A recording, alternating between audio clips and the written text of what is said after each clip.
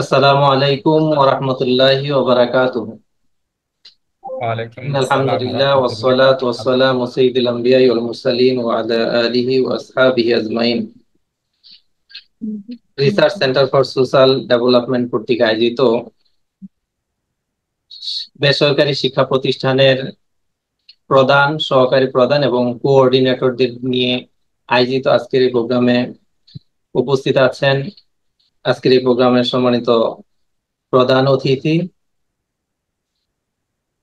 জাহাঙ্গীরনগর বিশ্ববিদ্যালয়ের সাবেক বিভাগীয় রসায়ন বিভাগের সম্মানিত চেয়ারম্যান জনাব ডক্টর ইলিয়াস মোল্লা স্যার উপস্থিত আছেন আজকের এই প্রোগ্রামের সম্মানিত সভাপতি, রিসার্চ সেন্টার ফর সোশ্যাল ডেভেলপমেন্টের আহ্বায়ক, সাভার মডেল কলেজের প্রতিষ্ঠাতা অধ্যক্ষ জনাব তৌহিদ হোসেন স্যার উপস্থিত আছেন, সম্মানিত বিভিন্ন প্রতিষ্ঠানের প্রধান, সহকারী প্রধান এবং কোঅর্ডিনেটর যারা এবং মেহমানবৃন্দ যারা উপস্থিত হয়েছেন।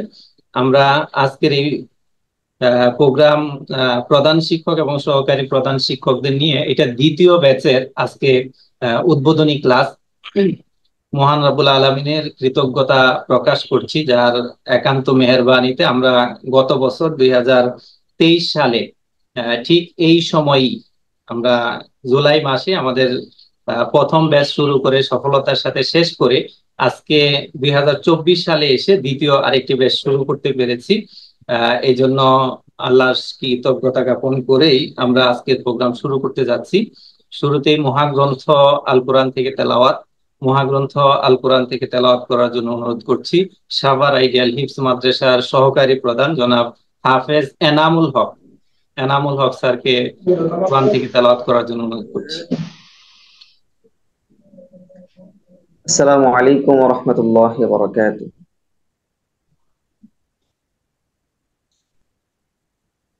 أعوذ بالله من الشيطان الرجيم. بسم الله الرحمن الرحيم.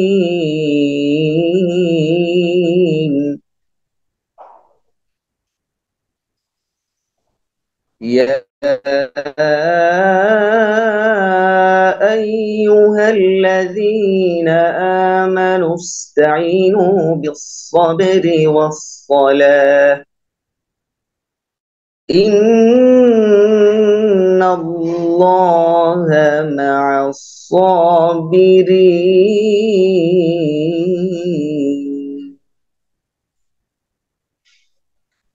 ولا تقولوا لمن يقتل في سبيل الله أموات بل أحياء ولكن لا تشعرون ولنبلونكم بشيء من الخوف والجوع ونقص من الأموال والأنفس والثمرات وبشر الصابرين الذين إذا أصابتهم مصيبة قالوا إنا لله وإنا إليه راجعون صدق الله العظيم.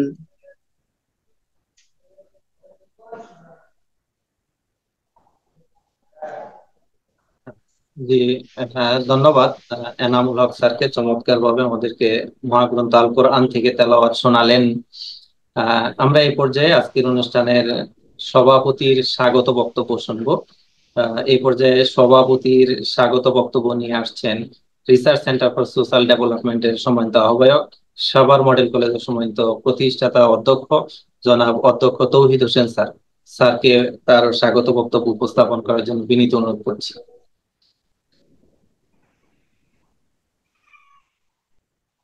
বিসমিল্লাহির রহমানির রহিম। আলহামদুলিল্লাহি রাব্বিল আলামিন। আসসালাতু ওয়াসসালামু আলা আশরাফুল আমবিয়া ওয়াল মুরসালিন ওয়া আলা আলিহি ওয়া আসহাবিহি আজমাইন। Research centre for social development কর্তৃক প্রধান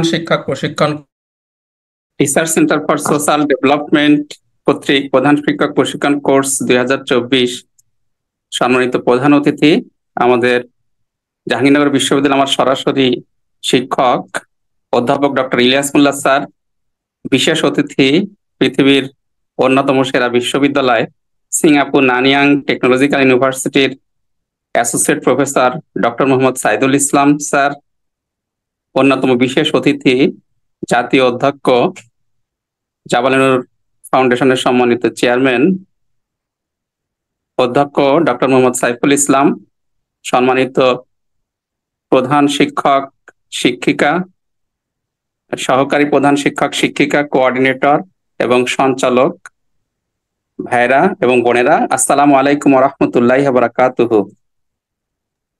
আমরা আল্লাহর শুকরিয়া আদায় করছি যে রাব্বুল আলামিন আমাদেরকে আমাদের সহকর্মী, সম্মানিত প্রধান শিক্ষক বা কোঅর্ডিনেটর বা অ্যাডমিনিস্ট্রেশনে যারা আছেন তাদের নিয়ে এই প্রশিক্ষণের আয়োজন করার তৌফিক দান করেছেন। আলহামদুলিল্লাহ আলহামদুলিল্লাহ।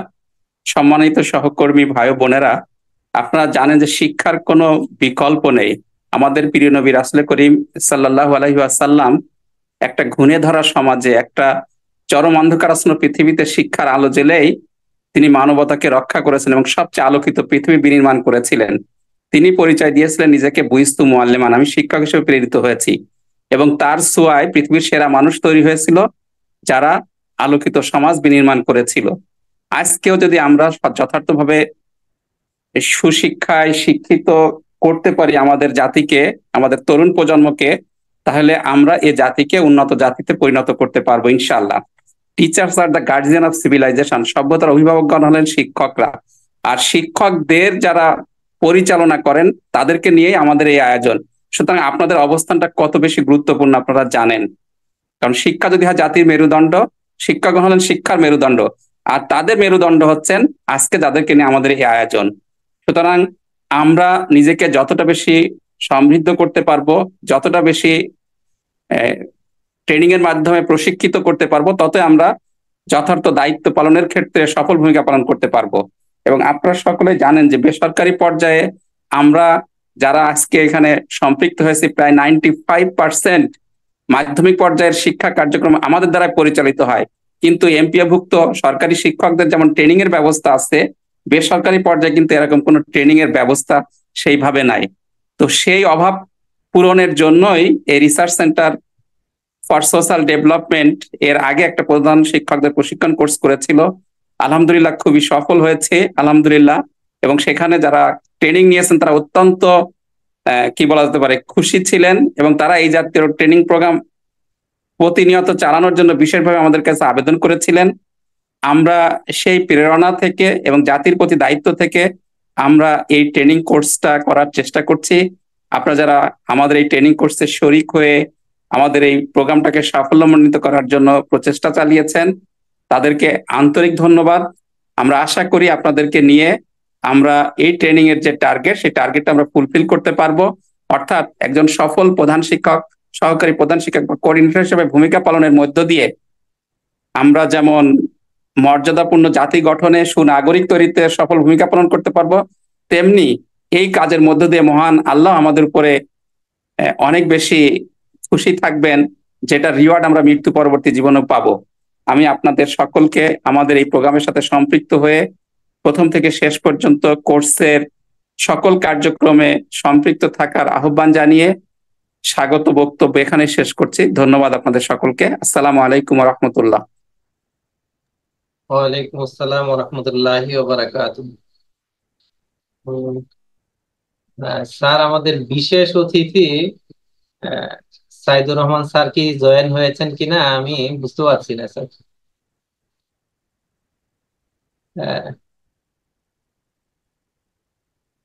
হ্যাঁ জি, স্যার জয়েন হয়েছেন। সম্মানিত প্রধান শিক্ষক, সহকারী প্রধান এবং কোঅর্ডিনেটর যারা আছেন তারা ইতিমধ্যে অবগত হয়েছেন যে আজকে আমাদের এই অনুষ্ঠানের সম্মানিত বিশেষ অতিথি হিসাবে উপস্থিত আছেন সুদূর সিঙ্গাপুর থেকে নানিয়াং টেকনোলজিক্যাল ইউনিভার্সিটির সম্মানিত associate professor doctor Mohammad Saidur Rahman sir. আমরা সাইদুর রহমান স্যারের আরেকটি প্রোগ্রাম থাকায় আমরা স্যারকে আগেই কি বলে সময় দেওয়া লাগতেছে। আমরা হয়তো অনেকেই স্যারের সাথে পরিচয় হয়ে আছেন। আমরা জানি যে সিঙ্গাপুর সহ সারা বিশ্বের সেরা ইউনিভার্সিটি গুলোর মাঝে প্রথম সারি যে 3-4টা ইউনিভার্সিটি বা 10টা ইউনিভার্সিটি থাকে তার মাঝে এই যে নানিয়ান টেকনোলজিক্যাল ইউনিভার্সিটি আছেন, এই জায়গায় স্যার অ্যাসোসিয়েট প্রফেসর হিসাবে আছেন। উনি বাংলাদেশের গর্ব, বাংলাদেশেরই সন্তান, এবং কি ঢাকা বিশ্ববিদ্যালয়ে উনি যে ডিপার্টমেন্টে ছিলেন সেই ডিপার্টমেন্টে যে পরিমাণ মার্ক অর্জন করেছিলেন সেই মার্ক এখন পর্যন্ত কেউ ওভারটেক করতে পারে নাই। এই জন্য সত্যি আমরা বাংলাদেশি হিসাবে স্যারকে নিয়ে গর্ব করি। এ পর্যায়ে স্যারকে কথা বলার জন্য অনুরোধ করছি। কথা বলছেন ডক্টর মোহাম্মদ সাইদুর রহমান স্যার। জি স্যার। আসসালামু আলাইকুম রহমতুল্লাহ। আসলে আমার নাম সাইদুল ইসলাম, সাইদুর রহমান না। Sorry sir. ওকে, এনিওয়ে, আজকের এই research centre for social development কর্তৃক আয়োজিত আজকের এই প্রধান শিক্ষক প্রশিক্ষণ কোর্স 2024 এর উদ্বোধনী ক্লাসের প্রধান অতিথি, পরিচালক, সভাপতি, বিশেষ অতিথি এবং উপস্থিত সুধীবৃন্দ, আসসালামু আলাইকুম রহমতুল্লাহি ওয়া বারাকাতুহু। আমরা আল্লাহ পাকের দরবারে লাখ কোটি শুকরিয়া জ্ঞাপন করি যার অশেষ মেহেরবানিতে সবাই খুব ব্যস্ততার ভিতরে আজকে সুন্দর একটা প্রোগ্রামে আমরা উপস্থিত হতে পেরেছি। আমি আগেই আসলে অ্যাপোলজি পেশ করছি যে আমার আরো একটা প্রোগ্রাম অলরেডি শুরু হয়ে গেছে, এই জন্য আমি প্রথম দিকেই কিছু সময় নিয়ে আপনাদেরকে একটু বিরক্ত করার জন্য এখানে হাজির আছি। সময় স্বল্পতার কারণে আমি হয়তো কয়েকটা কথা বলে শেষ করে দেবো ইনশাআল্লাহ। প্রথম কথা হলো আজকের যে প্রোগ্রামটা এটা আসলে খুবই গুরুত্বপূর্ণ, এবং সে ব্যাপারে হয়তো আমি কয়েকটা কথা বলবো আর কি, এবং খুবই সময় উপযোগী। কয়েকটা পয়েন্ট বলতে, প্রথম যে পয়েন্ট আমি বলতে চাই সেটা হলো নৈতিক শিক্ষার যে গুরুত্বটা আর কি। আমরা সবাই জানি যে আমার নিজের কথাই বলি যে আমি ছোটবেলায় যাকে সব থেকে মেধাবী ছাত্র হিসেবে জানতাম আর কি, সে এখন সরকারি চাকরি করে এবং সবাই জানে সে বড় একজন ঘুষখোর। এবং তার এই ধরনের অধঃপতনের কারণটা কি? এবং আপনারা বর্তমান পত্রপত্রিকায় দেখছেন যে বাংলাদেশের কি অবস্থা, যে শিক্ষা আমরা মানুষকে দিচ্ছি বা বাংলাদেশকে দেওয়া হচ্ছে, এই শিক্ষা আসলে তাদেরকে সত্যিকার অর্থে সৎ, যোগ্য, ক্ষুধাভীরু, আদর্শ সুস্পষ্ট জ্ঞান সম্পন্ন হিসেবে তৈরি করছে না, বরং তারা শিক্ষা লাভ করছে আর সেই শিক্ষাটা দিয়ে তারা আরো বেশি কি করে মানে ইফেক্টিভ ওয়েতে ঘুষ খাওয়া যায়, দুর্নীতি করা যায়, অন্যের সম্পদ লুটে পুটে খাওয়া যায়, তারপরে গাড়ি বাড়ি করে অন্যদেরকে শোষণ করা যায়, এই ধরনের একটা ট্রেনিং তারা পাচ্ছে। এই জন্য আসলে নৈতিক শিক্ষার কোনো মানে কোনো বিকল্প নাই, যেটা আসলে আমাদের কনভেনশনাল শিক্ষা ব্যবস্থা থেকে আমরা পাচ্ছি না, যার কারণে এই জায়গাটা আমাদের সব থেকে বেশি গুরুত্ব আরোপ করতে হবে। তা আপনারা যারা আজকে শিক্ষক হিসেবে আছেন, এই দায়িত্বটা কিন্তু আপনাদেরকে নিতে হবে ইনশাআল্লাহ। এবং যেহেতু আপনারা ছোটবেলা থেকেই বাচ্চাদেরকে মানে তাদেরকে গড়ে তোলার যে দায়িত্বটা আপনারা নিয়েছেন, এইটাই কিন্তু একটা ক্রিটিক্যাল টাইম পিরিয়ড বলা হয়, যে এই সময় যদি আমরা বাচ্চাদেরকে নৈতিক শিক্ষায় শিক্ষিত না করতে পারি তাহলে পরবর্তীতে কিন্তু এদেরকে আর ভালো করা মুশকিল। অধিকাংশ ক্ষেত্রেই দেখা যায় ছোটবেলায় যেভাবে তাদেরকে গড়ে তোলা হয় সেভাবেই কিন্তু বাচ্চারা বড় হয়। আমাদের দেশে একটা কথা আছে যেটা আসলে প্রত্যেকটা দেশের জন্যই প্রযোজ্য, সেটা হলো কাঁচাই না নোয়ালে বাঁশ, পাকলে করে ঠাস ঠাস। অর্থাৎ আপনি বাঁশটাকে যদি নোয়াতে চান তাহলে কাঁচা অবস্থায় আপনাকে নোয়াতে হবে। তো এই বিশাল দায়িত্ব আপনারা সবাই কাঁধে তুলে নিয়েছেন, তো ইনশাল্লাহ এই জিনিসটা মাথায় রাখতে হবে। যদি নৈতিকতা না থাকে তাহলে কিন্তু একটা জাতি একেবারে অধঃপতনের চরম পর্যায়ে পৌঁছাতে সক্ষম। এবং যেটা আমরা বাংলাদেশে দেখছি, অধঃপতনের 3টা পর্যায়ে আছে। প্রথম পর্যায়ে মানুষ খারাপ কাজ করে কিন্তু সেটা খারাপ হিসেবেই মনে করে, এই পর্যায়ে যদি সে আল্লাহর কাছে গুনার জন্য মাফ চায়, আল্লাহ মাফ করে দেন। 2 নম্বর পর্যায়ে হলো যে গুনাহ করে, খারাপ কাজ করে, কিন্তু সেটা তার কাছে খারাপ কাজ মনে হয় না, ঘুষ তখন বকশিসের মতো মনে হয় যে না এটা তো আমার প্রাপ্য, এবং এটা নর্মালাইজ হয়ে যায়, একটা কালচারে রূপান্তরিত হয়। এটা হলো 2য় পর্যায়ে। আর 3য় পর্যায়ের অধঃপতন হলো মানুষ খারাপ কাজ তো করেই, এটা নর্মালাইজ হয়ে যায়, এটা তাদের নিজের অধিকার হিসেবে মনে করে, বরং যারা এর বিরুদ্ধে মানে সংগ্রাম করার চেষ্টা করে উল্টা তাদেরকেই ক্রিমিনালাইজ করা হয় এবং তাদেরকে জেল, জরিমানা, ফাঁসি এই ধরনের অবস্থা করা হয় আর কি। এবং আমার বিশ্বাস যে বাংলাদেশ এখন বলা যায় অনেকটা 3rd পর্যায়ে পৌঁছে গেছে আর কি। এই জন্য আসলে এই বিশাল দায়িত্ব আপনারা কাঁধে নিয়েছেন, ইনশাল্লাহ এই নৈতিক শিক্ষা এটা দিয়ে আমাদের শুরু করতে হবে। This is number one. 2 নম্বর যে পয়েন্ট আমি বলতে চাই সেটা হলো মেরিটোক্রেসি, অর্থাৎ আমাদের আমাদের দেশে বর্তমান যে সংস্কৃতি চালু হয়ে গেছে সেটাকে আমি বলি হলো পলিটিকোক্রেসি, অর্থাৎ পলিটিক্যাল অ্যাফিলিয়েশন এবং পলিটিক্যাল যে মানে কানেকশন, এটার উপর ভিত্তি করে চাকরি, তারপরে প্রমোশন, এই জিনিসগুলো হয়ে থাকে। কিন্তু এটা দিয়ে কখনো একটা দেশ চলতে পারে না। আমি মেরিটোক্রেসি দুইটা দিক আছে, একটা হলো যারা মেধাবী তাদেরকে আমাদেরকে বের করতে হবে, তাদেরকে বের করতে হবে, এবং বের করার ক্ষেত্রে কিছু মেকানিজম আমাদের থাকতে হবে। আমি ছোটবেলায় যখন আমি হাই স্কুলে পড়তাম তখন একটা কবিতা পড়েছিলাম, কবি গ্রের। তিনি লিখেছিলেন যে full many a gem of purest ray serene, the dark unfathomed caves of ocean bear, full many a flower is born to blush unseen and to waste its fragrance in the desert air. যার অনুবাদ আমাদের doctor Mohammad Shahidullah করেছেন এইভাবে যে রহে কত অতজল রত্ন শোভাময়, আধার জলধি তলে গহীন গহনে, নয়ন আড়ালে ফুটি কত পুষ্পচয়, বৃথা গন্ধ বিলায় সাহারা পবনে। অর্থাৎ অনেক সাগর, সাগর নিচে অনেক সুন্দর সুন্দর মণিমুক্তা লুকিয়ে আছে যেগুলোর কোনো খবর আমরা রাখি না। আবার সাহারা পবনে অনেক ফুল ফুটে যায়, গন্ধ বিলায়, সেগুলোর কোনো আমাদের কোনো কাজে আসে না, আমাদের এগুলোকে আলোড়িত করে না। এই ধরনের কিন্তু আমাদের সমাজে অনেক মানে ভালো ভালো ছাত্র আছে যারা অত্যন্ত মেধাবী। এটা দেখা যাচ্ছে কিছু সুযোগের অভাবে, কিছু পরিস্থিতির কারণে এগুলো কিন্তু একটা সাহারা পবনে গন্ধ বিলায়, এগুলো আমাদের সমাজের জন্য কোনো কাজে আসে না।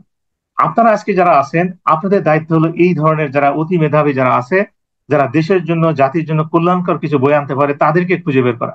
আমি সিম্পল একটা উদাহরণ দিই, আমি যে দেশে আছি সিঙ্গাপুর, এই দেশে উন্নতির পিছনে অনেকগুলো কারণ আছে, তবে একটা বিশেষ সূত্র আজকে আপনাদেরকে বলবো, সেটা হলো the whole notion of meritocracy. এই দেশের যিনি জনক তার নাম হলো লি কোয়ান ইউ। উনি মনে করতেন যে প্রত্যেকটা জেনারেশনের ভিতরে মানে কিছু মেধাবী, অতি মেধাবী কিছু ছাত্রছাত্রী সবসময় চলে আসবে, এবং একটা রাষ্ট্রের উচিত হলো এই মেধাবী ছাত্রছাত্রীদেরকে বের করা। কারণ আপনারা জানেন যে সিঙ্গাপুরে কোনো ন্যাচারাল রিসোর্স নাই, পানিটা পর্যন্ত মালয়েশিয়া থেকে কিনতে হয়। তো এই দেশটা যদি বাঁচতে হয় তাহলে মেধার উপর ভিত্তি করে করতে হবে। তো কিভাবে এই অতি মেধাবীদেরকে খুঁজে বের করতে হবে, উনি তখন এইটার উপর ভিত্তি করে, এই থিওরির উপর ভিত্তি করে পুরো টোটাল ওনার এডুকেশন সিস্টেমটা ডিজাইন করলেন। এবং আপনারা জানেন যে এখানে সেকেন্ডারি এবং পোস্ট সেকেন্ডারি যে এডুকেশনটা আছে, বিশেষ করে সেকেন্ডারি এডুকেশন, এর এর মানে ওয়ার্ল্ড র্যাঙ্কিং হলো নাম্বার 1। মানে এখানে মানে heavy emphasis on science, mathematics and so on, এবং খুবই টাফ একটা সিস্টেমের ভিতরে দিয়ে এই মানে পড়ালেখাটা তাদের করতে হয় বাচ্চাদেরকে। এর ভিতরে যারা ভালো করে তাদেরকেই সরকার আগে থেকে টার্গেট করে। তার মানে এই সিস্টেমের ভিতরেও যারা অত্যন্ত ভালো করে, বিশেষ করে যখন তারা থার্ড ইয়ারে চলে যায় অনার্স লেভেলে, তখন বড় বড় কোম্পানি এসে তাদেরকে আগে চাকরি অফার দিয়ে দেয়। এরপরে চাকরির পরে খুব দ্রুত তাদের প্রমোশন হয়, তারপরে ওই লিডারশিপ পর্যায়ে পৌঁছে যায়। এবং যখন একটা কোম্পানি সহ আরো নতুন নতুন আইডিয়া যখন তাদের ভিতরে ডেভেলপ করে, তখন তাদেরকে পলিটিক্সে আনা হয়। কারণ this people will ultimately become the leaders of the country. এরপরে শুধু পলিটিক্সে নিয়ে আসে না, বরং দেখেন আপনি দেখবেন যে এখানে প্রত্যেকটা মিনিস্টার তাদের কিন্তু মানে অতিরিক্ত ডিগ্রি আছে, প্রত্যেকে হার্ভার্ড, এমআইটি, তারপরে স্ট্যানফোর্ড, অক্সফোর্ড, কেমব্রিজ, এই ধরনের বিশাল বিশাল জায়গা থেকে তাদেরকে ট্রেন আপ করা হয়, করে তাদেরকে এমন একটা পর্যায়ে নিয়ে আসা হয় যে এখনকার মানুষ যা চিন্তা করে এরা আরো 200 বছর সামনে তারা চিন্তা করতে পারে। These are the leadership of this country. এবং এরাই কিন্তু এই সিঙ্গাপুর চালাচ্ছে, যার কারণে এদের কোনো ন্যাশনাল রিসোর্স নাই। না থাকার পরেও এই দেশটা দেখেন এশিয়ার 3টা মানে ফার্স্ট ওয়ার্ল্ড নেশনের ভিতরে একটা, এবং এদের জিডিপি থেকে শুরু করে প্রত্যেকটা জায়গায় আপনারা দেখেন যে কোথায় তারা পৌঁছে গেছে। এবং এদের প্রত্যেকটা জায়গায় তারা মানে আপনি দেখেন ছোট্ট একটা জায়গায় কিন্তু তাদের 6টা ইউনিভার্সিটি আছে, এবং তার ভিতরে 2টা ইউনিভার্সিটি হলো ওয়ার্ল্ড র্যাঙ্কিং এর ভিতরে টপ 15 এর মধ্যে আছে, যেটা অ্যাবসলিউটলি অ্যামেজিং। তো এই ধরনের ভিশন যদি কোনো লিডারশিপে না থাকে, কোনো রাষ্ট্রপ্রধানে না থাকে, তাহলে আসলে একটা দেশকে উন্নত করা সম্ভব না।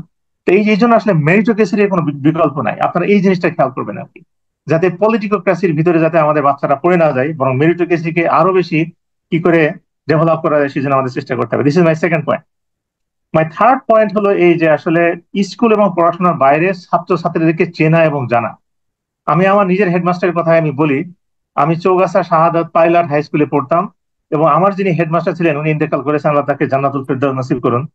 আপনারা অবাক হয়ে যাবেন, এই হাই স্কুলে 800-র বেশি ছাত্রছাত্রী ছিল, তিনি প্রত্যেকটা ছাত্রছাত্রীকে তিনি নামে চিনতেন।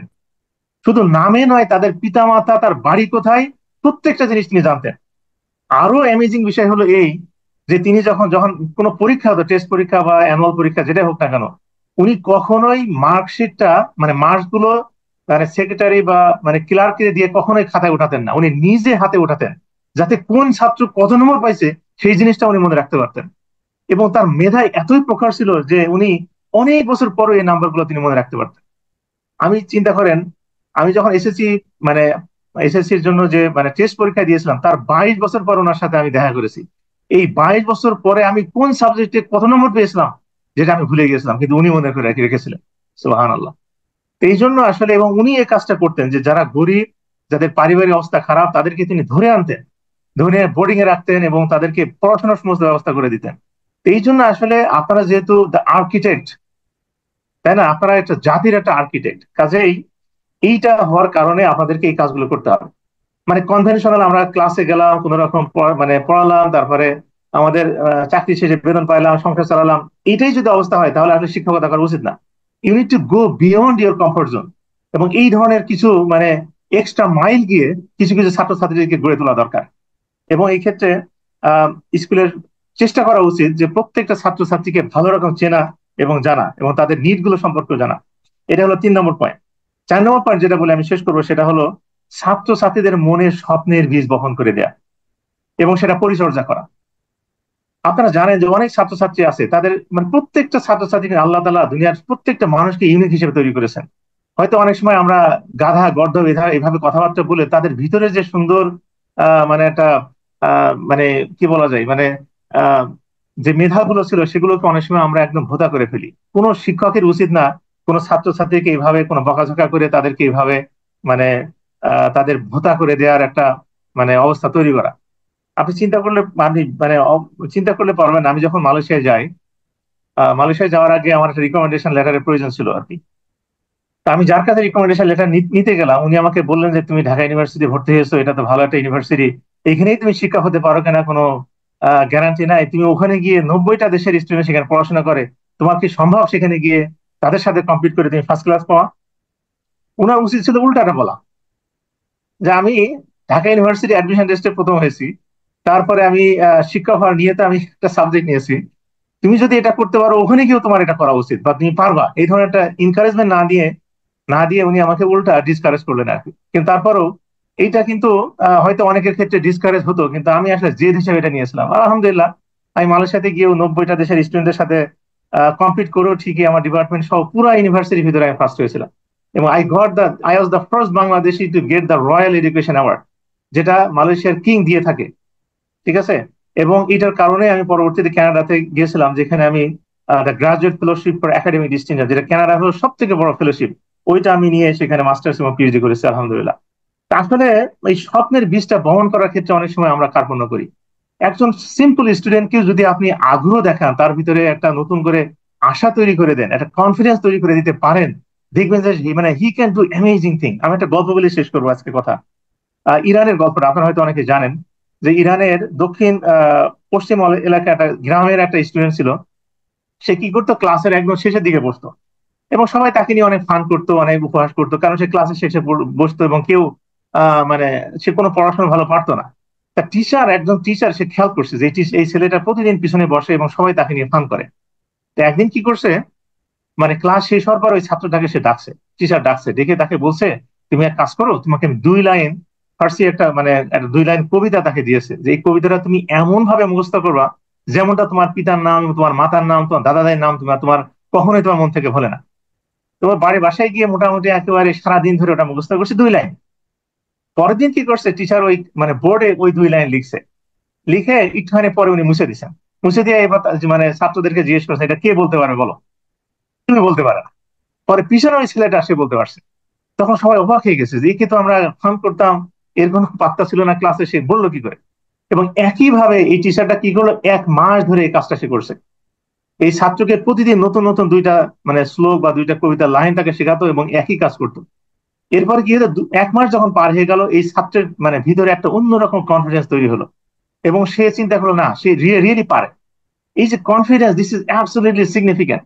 এবং তার ক্লাসে যারা ছিল তারাও কিন্তু তার সম্পর্কে নতুন করে চিন্তা করা শুরু করছে এবং তার ব্যাপারে যে আগে ফান করতো সেটা তারা ভুলে গেল এবং তাকে অন্যরকম অ্যাপ্রিসিয়েট করা তৈরি করলো। আপনারা জানেন এই ছেলেটার নাম কি?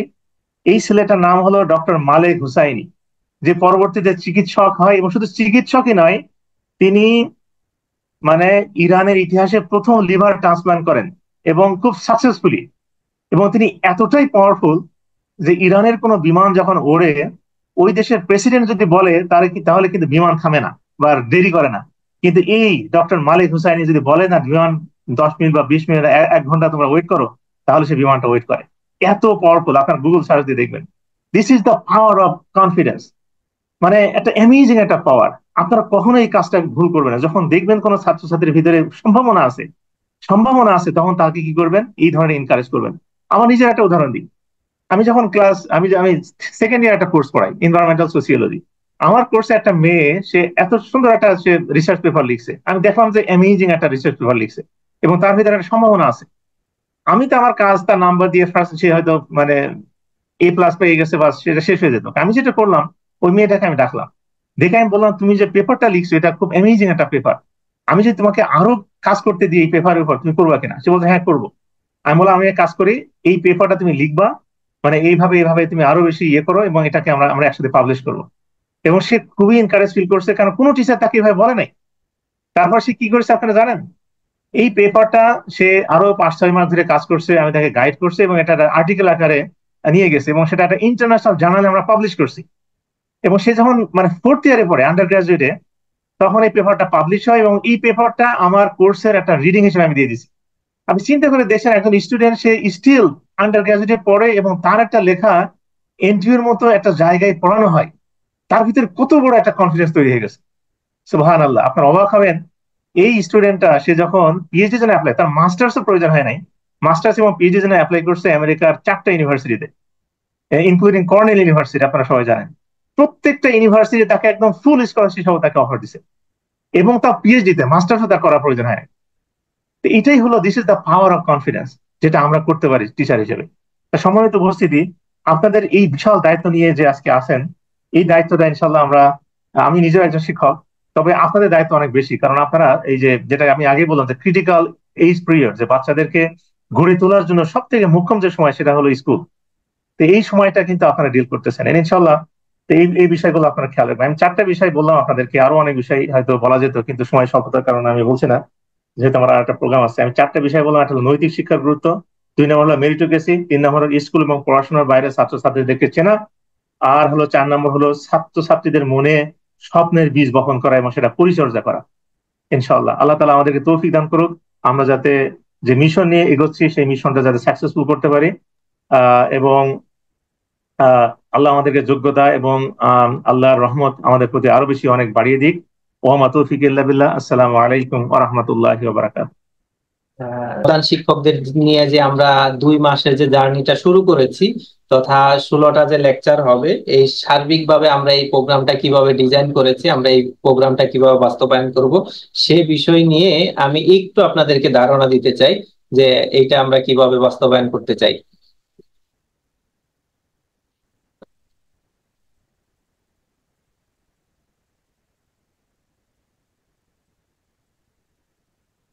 জি, আমরা উদ্বোধনী ক্লাসে আমাদের প্রধান শিক্ষক প্রশিক্ষণ কোর্স 2024 দ্বিতীয় ব্যাচের কোর্সের যে নিয়মাবলী বা নির্দেশনাবলী থাকবে, আমি এক নজর করে পড়ে যাচ্ছি। এরপরে আপনাদের যদি কোনো কথা থাকে আমরা পরে একটু শুনবো। ক্লাস কি বারে হবে এটা আমাদের কোশ্চেন। আমরা প্রতি শনিবার এবং প্রতি মঙ্গলবার, এই 2টা দিন আমরা চিন্তা করেছি। ক্লাসের সময় রাত 9টা 15 থেকে 10টা 30। আমরা লিফলেটে 9টায় দিয়েছিলাম। এখন একটু আমাদের নামাজটা 9টায় শুরু হওয়ার কারণে আমরা 9টায় শুরু করতে গেলে অনেকের জন্য কঠিন হয়ে যাবে। আমরা হয়তোবা আগামী আগস্ট মাসের শুরুতেই আমরা আবার 9টায় শুরু করতে পারবো। আপাতত আমরা 9টা 15 থেকে 10:30, একটু বেশি লাগতে পারে, আমরা 10:30টায় চিন্তা করবো যে আমাদের ক্লাসটা শেষ করে দেওয়া। তারপরে ক্লাসের 10 মিনিট পূর্বে লিংকে জয়েন হওয়া যাবে। আমাদের এই ক্লাসটা আজকেও যেমন 10 মিনিট আগে আমরা ওপেন করেছি, প্রতি ক্লাসের আগে আমরা 10 মিনিট আগে এটা ওপেন করার চেষ্টা করব। এরপরে মাধ্যম জুম, আমরা তো সবাই জুমের মাধ্যমে জয়েন হয়েছি, কিন্তু বেশ কয়েকজন এখন পর্যন্ত জয়েন হতে পারছেন না, কোনো রকম প্রবলেম আছে সম্ভবত। এরপর জুম লিংক বা আইডি পাসওয়ার্ড ক্লাসের পূর্বেই মেইল বা গ্রুপের মাধ্যমে পার্সোনালি জানিয়ে দেওয়া হবে।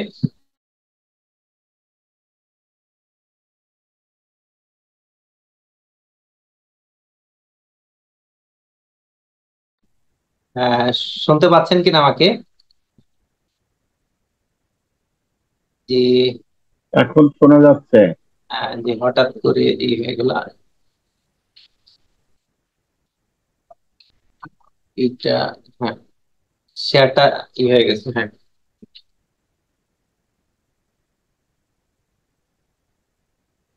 আমাদের আজকের ক্লাসটা তো উদ্বোধনী ক্লাস হওয়ার কারণে এই লিঙ্কটা পাবলিকলি পাবলিশ করা হয়েছে। এরপরে আমাদের যেহেতু এটা পেইড কোর্স হওয়ার কারণে যারা আমাদের সাথে রেজিস্টার তাদেরকে আমরা এই লিঙ্কটা এবং আইডি পাসওয়ার্ডটা শেয়ার করব।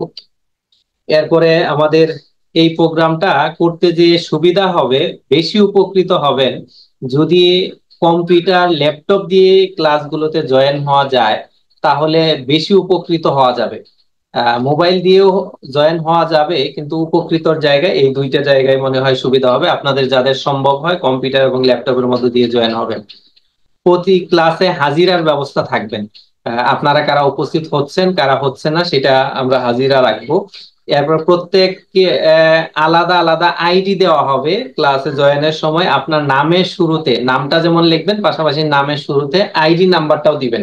আজকে আমরা যেহেতু ই করে সারতে পারি নাই, আমাদের যেহেতু আজকে পর্যন্ত রেজিস্ট্রেশন হচ্ছে, আগামী ক্লাসের আগে আপনাদের প্রত্যেকের আইডি নাম্বারটা দেওয়া হবে। আপনারা আইডি নাম্বার দিয়ে ক্লাসে জয়েন করবেন, তাহলে আমাদের খুব সহজেই অ্যাবসেন্টকে আইডেন্টিফাই করা আমাদের জন্য খুব সহজ হয়ে যাবে।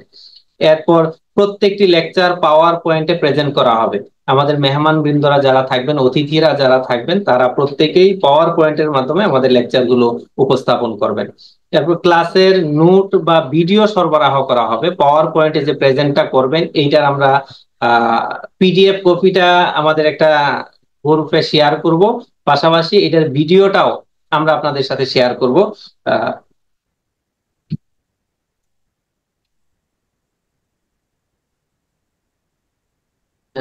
এরপর কোর্সের যে মোট যে লেকচারের কথা আমরা বলেছিলাম, আমাদের 16টি লেকচারের কথা বলেছি। ইনশাল্লাহ 16টি হবে। উদ্বোধনী ক্লাস ছাড়া, সমাপনী ছাড়াও আমরা 16টি ক্লাস দেওয়ার চেষ্টা করব। এরপর মূল্যায়নের জন্য প্রতি 4টি ক্লাস শেষে মূল্যায়নের ব্যবস্থা থাকবে।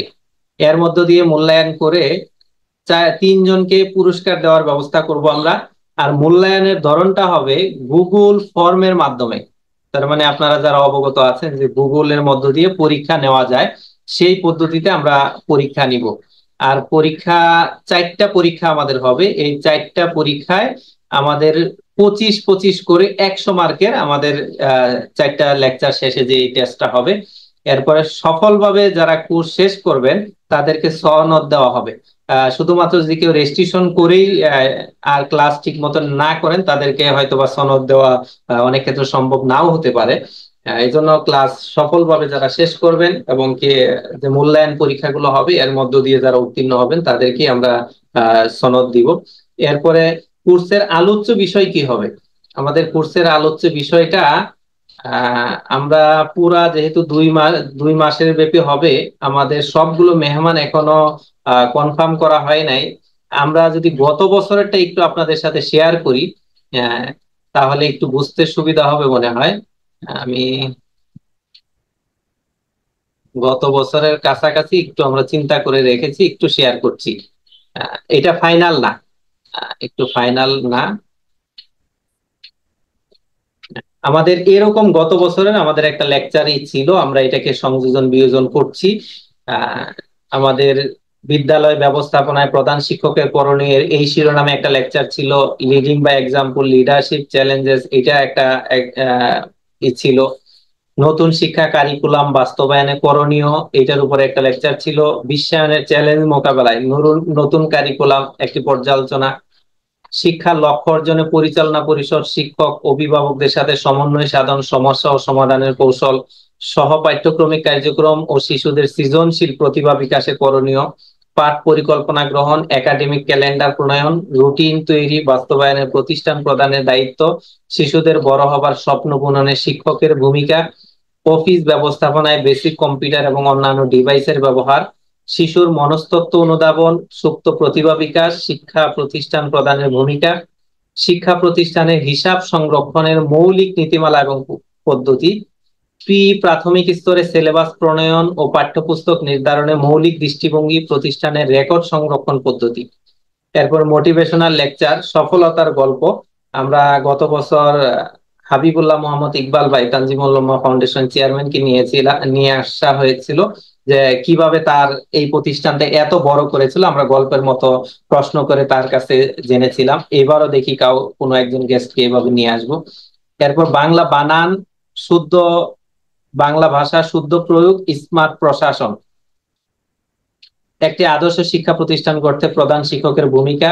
একজন আদর্শ শিক্ষক ও প্রশাসক হিসাবে রাসূল সাল্লাল্লাহু আলাইহি ওয়াসাল্লাম যেমন ছিলেন সমাপনী। আমরা আপনাদের সাথে এটা হুবহু দিচ্ছি না, কারণ এইটা একটু এদিক সেদিক হবে। আমরা গেস্টের সাথে কথা বলে সময়ের সাথে এটাকে একটু আপডেট করার প্রয়োজন হবে। এই ছিল মূলত আমাদের কোর্সের প্রস্তাবিত বা প্রাথমিক ধারণা। এটা হয়তো বা কিছুটা চেঞ্জ হবে, আমি আগেই বলে নিচ্ছি।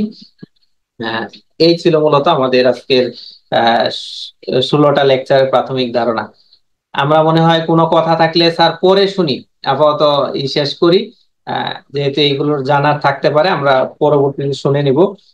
এ পর্যায়ে আমরা একটু বিশেষ অতিথির বক্তব্যের দিকে চলে যাব। আমাদের মাঝে দীর্ঘক্ষণ যাবত একেবারে শুরু থেকেই বিশেষ অতিথি হিসাবে উপস্থিত আছেন। এখন তো আছেন সম্ভবত আমাদের বিশেষ অতিথি হিসাবে।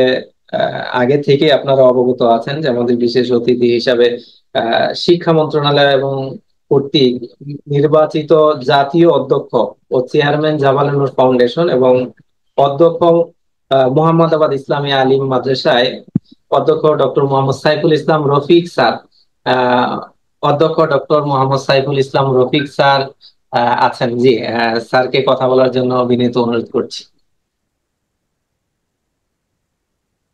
আসসালামু আলাইকুম ওয়া রাহমাতুল্লাহ। ওয়ালাইকুম আসসালাম ওয়া রাহমাতুল্লাহি ওয়া বারাকাতুহু। আমাকে শোনা যাচ্ছে? তাহলে আপনাদের সালাম আমি শুনতে পাচ্ছি আর কি। জি, সালামের হ্যাঁ, জবাব। শোনা যাচ্ছে। আলহামদুলিল্লাহ, আলহামদুলিল্লাহ ওয়াহদা ওয়াসসালাতু ওয়াসসালামু আলা রাসূলিল্লাহ বা'দা, আম্মা বাদ। জি, আজকের এই শিক্ষক প্রশিক্ষণ কর্মশালার উদ্বোধনী অনুষ্ঠানের সম্মানিত প্রধান অতিথি, বিশিষ্ট শিক্ষাবিদ, আমাদের সর্বজন শ্রদ্ধেয় স্যার প্রফেসর ডক্টর ইলিয়াস মোল্লা স্যার, আজকের এই কর্মশালার সম্মানিত সভাপতি, বিশিষ্ট শিক্ষাবিদ অধ্যক্ষ মোহাম্মদ তৌহিদ হোসাইন স্যার, এবং আরেকজন সম্মানিত বিশেষ অতিথির আলোচনা আমি শেষের দিকে এসে শুনেছিলাম, আমাদের মৌলানা আবু সাইদ, যিনি সিঙ্গাপুরে থাকেন, সম্মানিত প্রধান শিক্ষক এবং সহকারী প্রধান শিক্ষক ভাইয়েরা, আসসালামু আলাইকুম ওয়া রাহমাতুল্লাহি ওয়া বারাকাতুহু।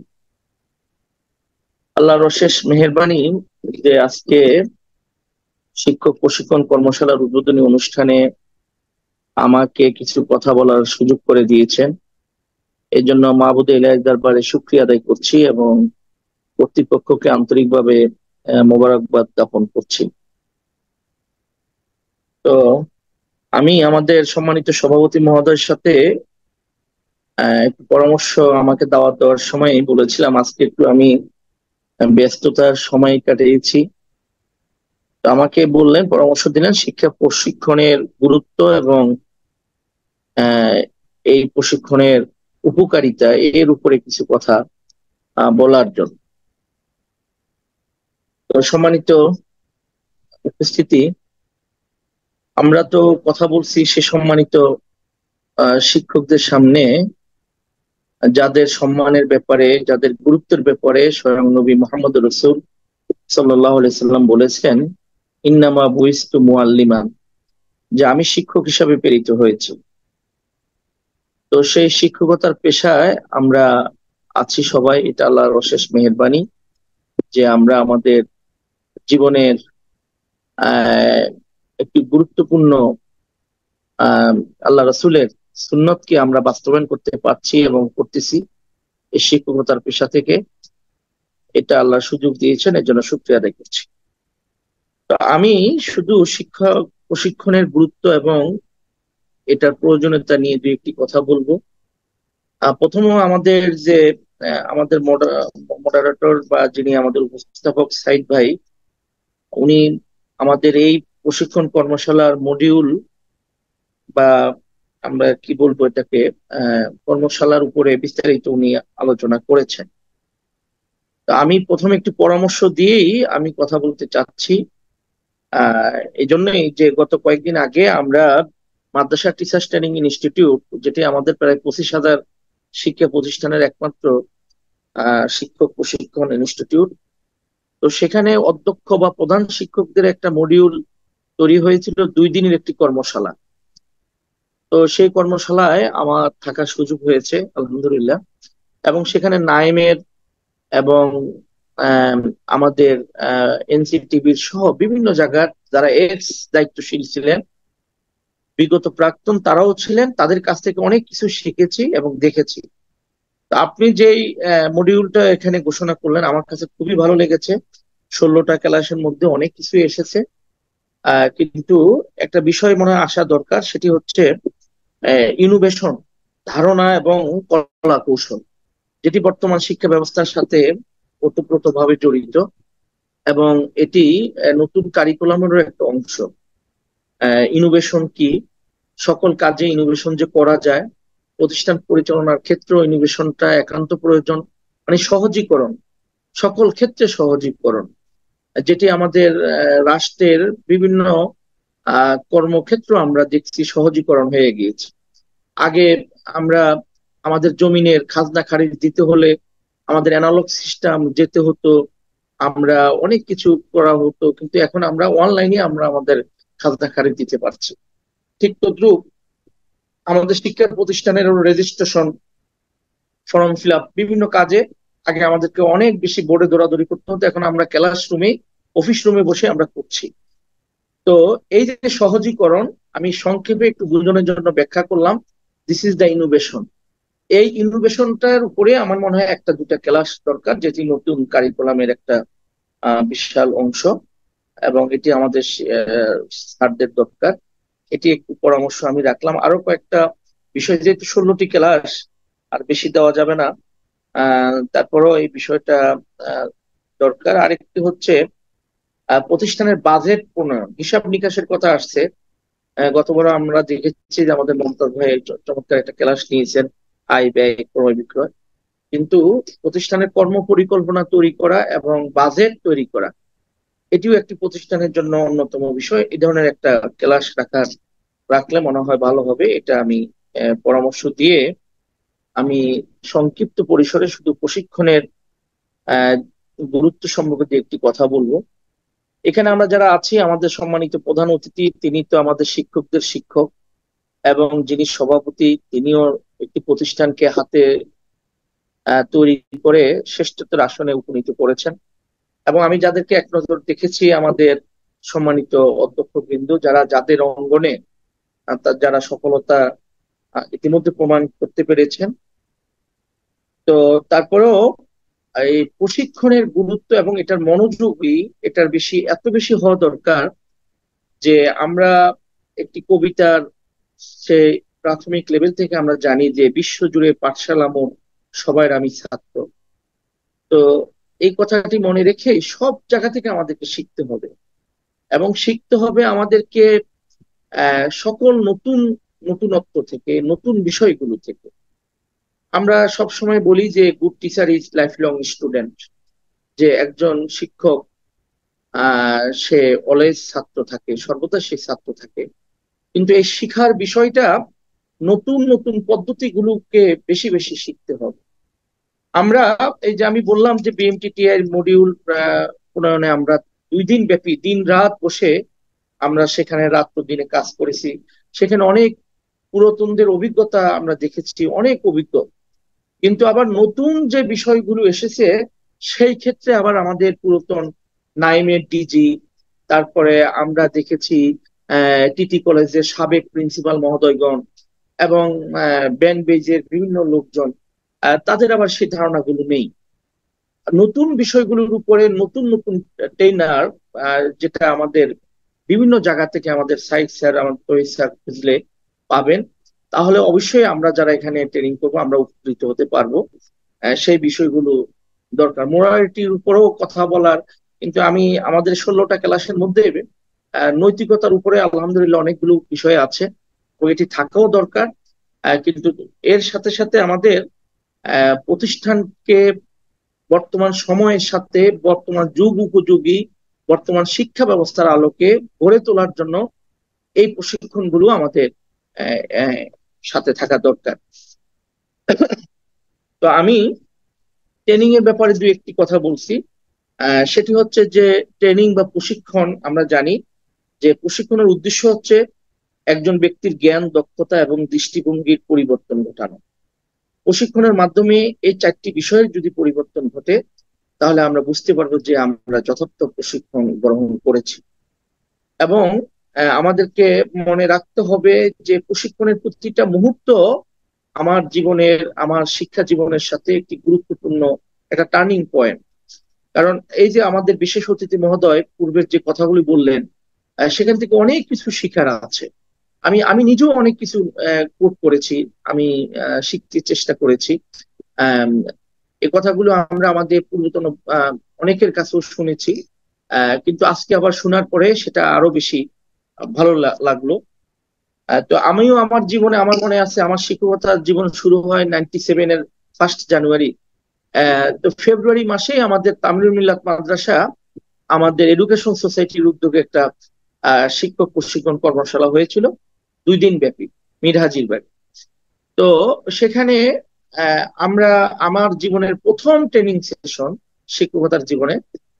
আজকে আল্লাহ রাব্বুল আলামিন আমাদেরকে শিক্ষকতার এই পর্যায়ে যেখানে নিয়ে আসছেন, যদি চিন্তা করি তাহলে সেদিনের অধ্যক্ষ আব্দুর রব স্যারের কথা, সে অধ্যক্ষ ইউসুফ আলী সাহেবের কথা, এই কথাগুলো আমার মনে পড়ে যে শিক্ষকতা যে একটা এবাদাত, শিক্ষকতা যে মধ্যে যে একটা জাতি গঠনের অন্যতম বুনিয়াদ রচনা করা যায়, সেদিনে তাদের সেই কথাগুলো থেকে আমার জীবনেও আমার স্বপ্ন দেখা বা কাজ করার সুযোগ হয়েছিল। তো আমি মনে করি আজকের যারা সম্মানিত প্রশিক্ষক আছেন, আপনারাও আপনাদের অঙ্গনে বড়, আপনারাও ট্রেনার, আপনারাও আপনাদের শিক্ষকদেরকে প্রশিক্ষণ দেন, কিন্তু প্রতিটা প্রশিক্ষণে কিছু নতুন কথা বা ভালো লাগার কথা, আপনার জীবনের সাথে মিলিয়ে যাওয়ার কথা, এমন কিছু কথা হয়তো থাকবে যেটিকে আপনি সাথে সাথে নোট করে আপনার মাথায় এবং আপনার অন্তঃকরণে সেটি গেঁথে নেওয়ার যদি ব্যবস্থা করেন, তাহলে সত্যিকার এই ট্রেনিং এবং এই প্রশিক্ষণ সার্থক হবে। এবং যেটি বললাম যে জ্ঞান, দক্ষতা এবং দৃষ্টিভঙ্গির যে পরিবর্তন ব্যক্তির, সেটি সাধিত হবে। আমি আজকে মোটা কথায় পেশাগত উন্নয়নের শিক্ষক প্রশিক্ষণের যে ভূমিকা, এবং সেখানে আমি অল্প কয়েকটি কথা বলি। একটা হলো পেশাগত জ্ঞান বৃদ্ধি পায়। এই প্রশিক্ষণ যতই আপনি প্রশিক্ষণ নিবেন, ততই আপনার পেশাগত জ্ঞান বৃদ্ধি পাবে।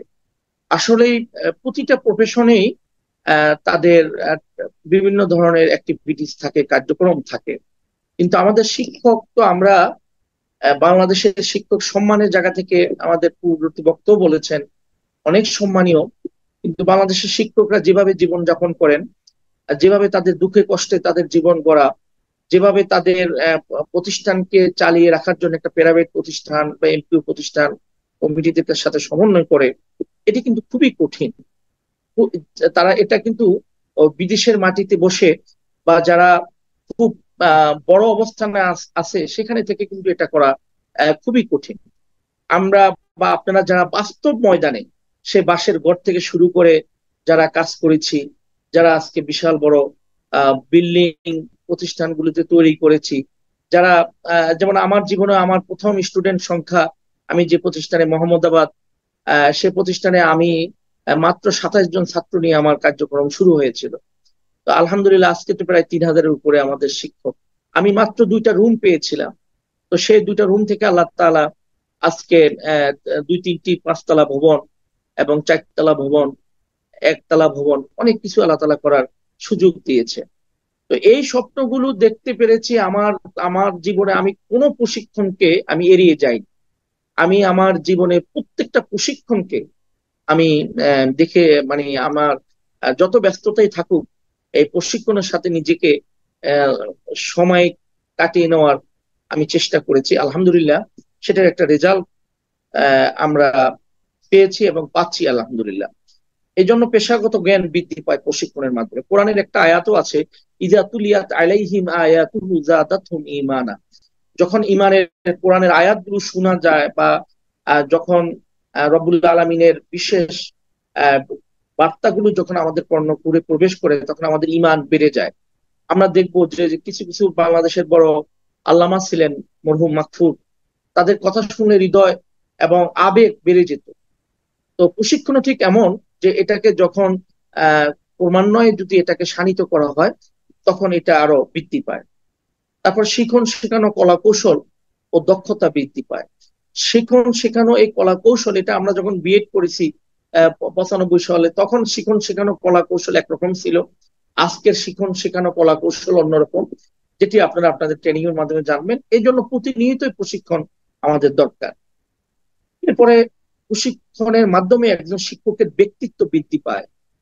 তার শিক্ষক তো সম্মানের জাতি, তাদের যে ব্যক্তিত্ব ধরে রাখার একটি অবস্থান, আমরা দেখি মাঝে মাঝে শিক্ষকরা তার অবস্থান থেকে দূরে সরে যায়, কিন্তু এই প্রশিক্ষণগুলির মাধ্যমে তাদের সেই ব্যক্তিত্ব আবার বৃদ্ধি করে। তারপর নেতৃত্ব দান সৃষ্টি, লিডার তৈরি।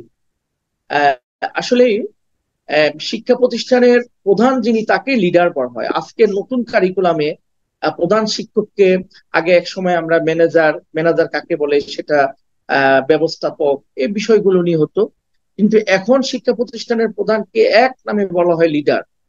আর হু ইজ লিডার? লিডার কে? তার অনেকগুলো গুণাবলী আছে এবং অনেকগুলো বৈশিষ্ট্য আছে। তো একজন শিক্ষা প্রতিষ্ঠান প্রধান যদি লিডার হন, তাহলে অবশ্যই তার শিক্ষা প্রতিষ্ঠান সেটা জেগে উঠবে। আমরা প্রায় বলে থাকি এবং শুনে থাকি যে কথায় আছে যে প্রতিষ্ঠান কেমন, প্রতিষ্ঠান প্রধান যেমন, আর শিক্ষার্থী কেমন, শিক্ষক যেমন। তো কাজে লিডারকে সে লিডারের গুণাবলী অর্জিত হয় এই প্রশিক্ষণের মাধ্যমে। তারপরে আমরা যেটা বললাম, উদ্ভাবনী শক্তি বৃদ্ধি পায় এই প্রশিক্ষণের মাধ্যমে। এবং প্রশিক্ষণ থেকে আপনার নতুন নতুন চিন্তা আপনি তৈরি হতে হবে এবং তৈরি করতে হবে। আজকে যেভাবে বিশেষ অতিথি বললেন যে সকল শিক্ষার্থীর নাম মুখস্থ বলা এবং 21 বছর 20 বছর আগে কে কত সাবজেক্টে কোন নম্বর পেয়েছে এটা বলে দেওয়া, দেখুন এটি একটি আশ্চর্যের বিষয়। এবং এটা তো তার দরদ দিয়ে যখন কথা বলে, তখনই কিন্তু এটা সম্ভব। আসলে আমরা সিম্পেথি এবং ইমপেথির কথা আমরা জানি যে এগুলোর ব্যাখ্যা বিশ্লেষণ কি।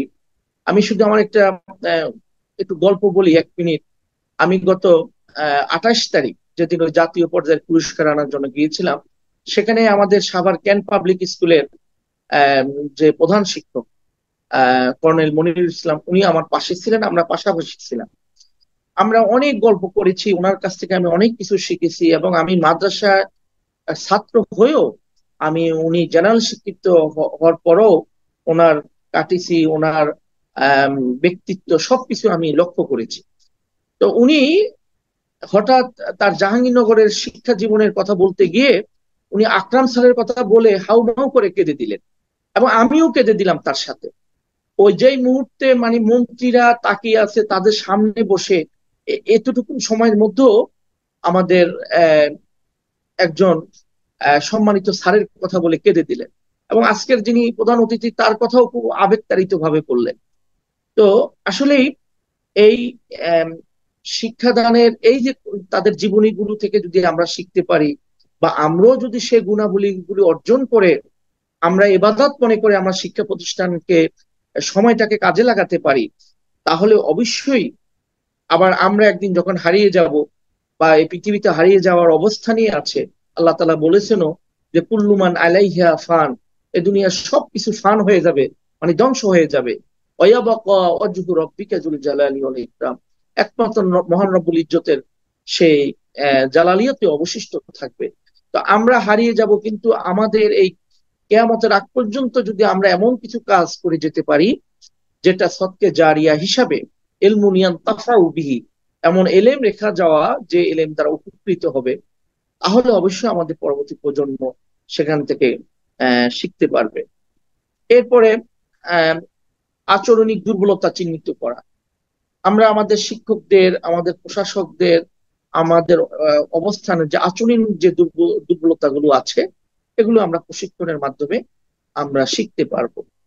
এরপরে শিক্ষা উপকরণের ব্যবহার। আসলেই এক সময় আমিও মনে করতাম যে কোনো জায়গায় শিক্ষক প্রশিক্ষণ এটার জন্য একটা ল্যাপটপ বা একটা কিছু ডিভাইস এই ধরনের কিছু না থাকলে মনে হয় না। আমি এমন অনেক স্যারদেরকে দেখেছি, বিশেষ করে আমি আমাদের ব্যান্ড বেজের প্রাক্তন কয়েকজন স্যারের, আব্দুর রাজ্জাক স্যার, তারপরে আমাদের টিটি কলেজের অনেক অধ্যক্ষ, এনসিটিভির অনেক স্যার, তাদের সাথে তাদের অ্যাক্টিভিটিস গুলো যখন দেখি যে তখন নিজের আচরণীয় দুর্বলতাগুলো তখন পরিলক্ষিত হয়, যে তারা কিভাবে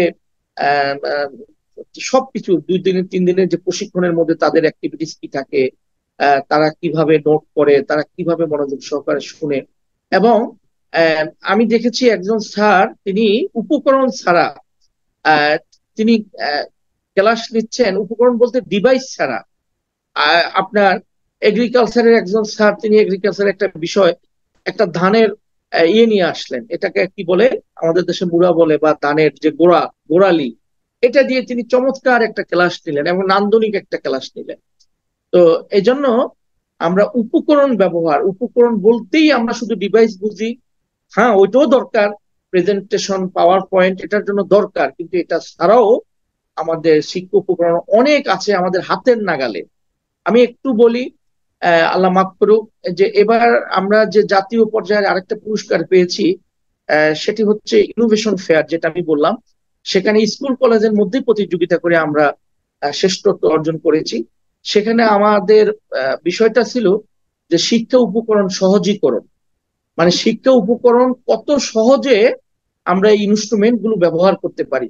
শুধু ডিভাইস, শুধু কম্পিউটার, শুধু ল্যাপটপ ছাড়াও আমার হাতের নাগালের অনেক কিছুই আমার আছে, যেটা দিয়ে আমি আমার শিক্ষার্থীদেরকে মান যুগোপযোগী শিক্ষা দিতে পারি। তো সেই উপকরণের ব্যবহারটাও প্রশিক্ষণের মাধ্যমে শিখা যায়। তারপর কর্মস্পৃহা বৃদ্ধি করে প্রশিক্ষণ, প্রশিক্ষণের মাধ্যমে কর্মস্পৃহাটা বৃদ্ধি পায়, এটা আমরা বলছি ওই কোরআনের ওই আয়াতের মতো, যে যখন কোরআনের আয়াত শোনা হয় তখন সেটা বৃদ্ধি পায়। তারপরে তথ্য প্রযুক্তির ব্যবহার নিশ্চিত করা। কিছু কিছু বিষয় আছে যে প্রতিষ্ঠান প্রধানকে অবশ্যই জানতে হয়, যদিও এটা এখনো বেসরকারি শিক্ষা প্রতিষ্ঠানের এখনো আসেনি যারা নন এমপিও আছেন। যেমন একটা শিক্ষা প্রতিষ্ঠানের প্রধানের একটা ইন নাম্বার থাকবে, একটা আইডি নাম্বার থাকে, যিনি ছাত্রদের নাম, রুল, রেজিস্ট্রেশন এগুলোকে তিনি নিজে অফিসে বসেই এগুলি সংশোধন করবেন এবং বোর্ডের কাছে অ্যাপ্লিকেশন করবেন। এখন দেখা যায় আমরা আমাদের অনেক অধ্যক্ষ মহোদয় এত ব্যস্ততা দেখি, নিজেরা এই তথ্য প্রযুক্তির ন্যূনতম জ্ঞানটুকু না থাকার কারণে তার ইন নাম্বার দিয়ে তার অনেক অ্যাক্টিভিটিস কে লুকিয়ে রাখে, আবার প্রতারণার বসতি করে, এবং অনেক অধ্যক্ষ, উপাধ্যক্ষ, প্রধান শিক্ষক সাসপেন্ডে আছেন শুধু তার পাসওয়ার্ড এবং তার আইডি, তার অফিস সহায়ক যিনি আছেন অথবা তার অ্যাসিস্ট্যান্ট যারা তার এগেনিস্ট আছেন, তারা এটাকে ব্যবহার করে অনেক ধরনের কাজ করেছেন। আজকে আমাদের এই বিষয়ের উপরও প্রশিক্ষণ দরকার আমি মনে করি। সর্বশেষ একজন শিক্ষক, তিনি তার সামাজিক দায়বদ্ধতা কি রয়েছে এটিও এই প্রশিক্ষণের মাধ্যমে শেখা যায়, যদি প্রশিক্ষণের ম্যানুয়াল এবং মডিউল আমরা সেভাবে রচনা করতে পারি, এবং যারা সম্মানিত প্রশিক্ষক আছেন তারা যদি ওই বিষয়ের সাথে সমন্বয় রেখে তারা যদি আলোচনা করেন, তাহলে আমি মনে করি আমাদের যে ব্যবস্থাপনার জন্য আমাদের অধ্যক্ষ তৌহিদ হোসাইন ভাই এবং আবু সাইদ ভাইরা এবং উপদেষ্টা হিসাবে আমাদের মুরব্বীরা যারা আছেন, এটা একটা বিশাল বিপ্লব বয়ে নিয়ে আসবে। আর আমি মনে করি এই ছোট ছোট শিক্ষক প্রশিক্ষণের ফলে একদিন এখান থেকে একটা শিক্ষক প্রশিক্ষণ ইনস্টিটিউট রচিত হতে পারে, এবং শিক্ষক প্রশিক্ষণ ইনস্টিটিউটের একটা স্বপ্ন দেখা যায় যে আমাদের এই অঞ্চলের জন্য এটা একটা অভাব রয়েছে, এবং মানসম্মত শিক্ষক প্রশিক্ষণ ইনস্টিটিউটেরও অভাব রয়েছে। তো আমরা এই প্রশিক্ষণ, এই 16টা ক্লাস, তার আগে 16টা, এভাবে হতে হতে হতে হতে হতে পারে একদিন এই ইনস্টিটিউশন বা আমাদের এই স্বপ্নের আজকের যে প্রশিক্ষণের এটা বিশাল মহিরূপে রূপ ধারণ করবে, সে আশাবাদ ব্যক্ত করেই আমার উপরে যে কথা বলার জন্য দায়িত্ব অর্পণ করেছে, আমি চেষ্টা করেছি যে শিক্ষক প্রশিক্ষণের গুরুত্ব এবং যেটাকে আমরা ফজিলত বলি তাবলীগের ভাষায়, তো সেই গুরুত্ব এবং ফজিলতের উপরে কিছু কথা বললাম। ওমা আলাইনা ইল্লাল বালাগ। আসসালামু আলাইকুম ওয়া রাহমাতুল্লাহি ওয়া বারাকাতুহু। ধন্যবাদ জানাচ্ছি জনাব ডক্টর সাইফুল ইসলাম রফিক স্যারকে। চমৎকার কিছু পরামর্শ দিলেন, আমরা আপনার এই পরামর্শগুলো চিন্তা করব। আর আপনার কথা আমরা পরেও শুনবো ইনশাআল্লাহ। 16টা লেকচারের ভিতরে আপনার একটা লেকচার থাকবে ইনশাআল্লাহ। আমরা আরো বিস্তারিত তখন শুনবো। আমরা একেবারে শেষ পর্যায়ে আমাদের প্রধান অতিথির বক্তব্য শুনবো। তার আগে একটু ঘোষণা দিতে চাই, আমরা যারা এখানে উপস্থিত হয়েছি আশা করি সবাই রেজিস্ট্রেশন কমপ্লিট করেছি, কিন্তু আমার মনে হয় কেউ কেউ এখানে আছেন যারা এখন পর্যন্ত রেজিস্ট্রেশনটা শেষ করেন নাই। তারা আজকেও যদি রেজিস্ট্রেশন করতে চান, প্রয়োজনে রেজিস্ট্রেশন করতে পারবেন। আমি রেজিস্ট্রেশন লিংকটা চ্যাট বক্সে দিয়ে দিচ্ছি, আপনারা এখান থেকে রেজিস্ট্রেশনটা কমপ্লিট করে নিতে পারেন। আমরা এখন পর্যন্ত 54-55 জন আমাদের এখানে রেজিস্ট্রেশন করেছেন। আশা করি আরো কিছু ভাই রেজিস্ট্রেশন করবেন। স্যাররা অনেক ব্যস্ততার মাঝে সময় করে পারছেন না, অথবা ব্যস্ততার কারণে করবেন করবেন হয় নাই। সব মিলিয়ে আমরা একেবারে শিডিউলি আমরা এগিয়ে যাব। আমাদের আজকের ক্লাস শেষ, পরবর্তীতে যে আগামী মঙ্গলবার, সেই মঙ্গলবারেও আমাদের ক্লাস হবে। এরপরে শনিবার ধারাবাহিকভাবে আমাদের ক্লাস চলবে। আমরা একটু ঘোষণাটা আগেই দিয়ে নেই, যেহেতু প্রধান অতিথি বক্তব্য দিবেন। সেটা হচ্ছে আমরা আগামী মঙ্গলবার তথা তারিখ হচ্ছে আমাদের আগামী মঙ্গলবার তারিখ 16 তারিখ। 16 তারিখে আমাদের যে বিষয়টা ক্লাস নেব সেটা হচ্ছে জুম ব্যবহার করার মধ্য দিয়ে আমরা কিভাবে ক্লাস করব। আর সেকেন্ড হচ্ছে এই ক্লাসের যে তথ্যগুলো আমরা প্রেরণ করব, ভিডিও ভিডিও কিভাবে ওখান থেকে আপনি ডাউনলোড করবেন, ভিডিও কিভাবে পাবেন, লেকচার শিট কিভাবে পাবেন, এবং কি সার্বিকভাবে এই একটা কোর্স 2 মাস পরিচালনা করার জন্য আমাদের কিভাবে এক্সাম গুলো হবে, সেই বিষয়গুলো সরাসরি আমরা আগামী ক্লাসটাই টেকনিক্যাল বিষয়গুলো আছে দেখাবো। আমাদের আজকেও বেশ কিছু ভাই জয়েন করতে পারেন নাই, এবং কি জুম ব্যবহারের ক্ষেত্রে অনেকেরই একটু ইয়ে আছে। আমরা একেবারে নতুন থেকে শুরু করে অ্যাডভান্স লেভেল পর্যন্ত জুমটার উপরে কথা বলবো। পাশাপাশি আমাদের লেকচার শিট সহ আমাদের পরীক্ষা পদ্ধতি নিয়েও আমরা একটু ডিটেলস কথা বলবো আগামী মঙ্গলবার ঠিক 9টা 15 মিনিটে। এরপরে শনিবার ধারাবাহিক ক্লাস আমাদের আছে, ওইটা আমরা পরের ক্লাসে জানিয়ে দেবো। আমরা মনে হয় এই পর্যায়ে একেবারে প্রধান অতিথির বক্তব্যের দিকে চলে যেতে পারি। স্যার আছেন দেখতে পাচ্ছি। স্যার অনেক ব্যস্ততার মাঝে সেই শুরু থেকে আমাদের কাছে আছেন। এই পর্যায়ে প্রধান অতিথির বক্তব্য উপস্থাপন করার জন্য অনুরোধ করছি জাহাঙ্গীরনগর বিশ্ববিদ্যালয়ের রসায়ন বিভাগের সাবেক বিভাগীয় চেয়ারম্যান শ্রদ্ধাভাজন অধ্যাপক ডক্টর মোহাম্মদ ইলিয়াস স্যারকে কথা বলার জন্য বিনীত অনুরোধ করছি।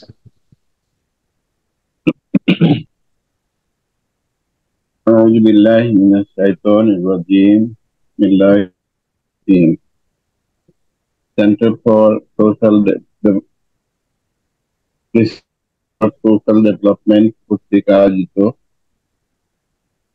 দেশের প্রধান শিক্ষা প্রতিষ্ঠানের প্রধান শিক্ষক এবং সহকারী শিক্ষকদের সমন্বয়ে আজকে উদ্বোধনী ক্লাসের সম্মানিত সভাপতি, উপস্থিত বিশেষ অতিথিবৃন্দ এবং আমাদের ডেলিগেট ভাইরা, আসসালামু আলাইকুম ওয়া রাহমাতুল্লাহ।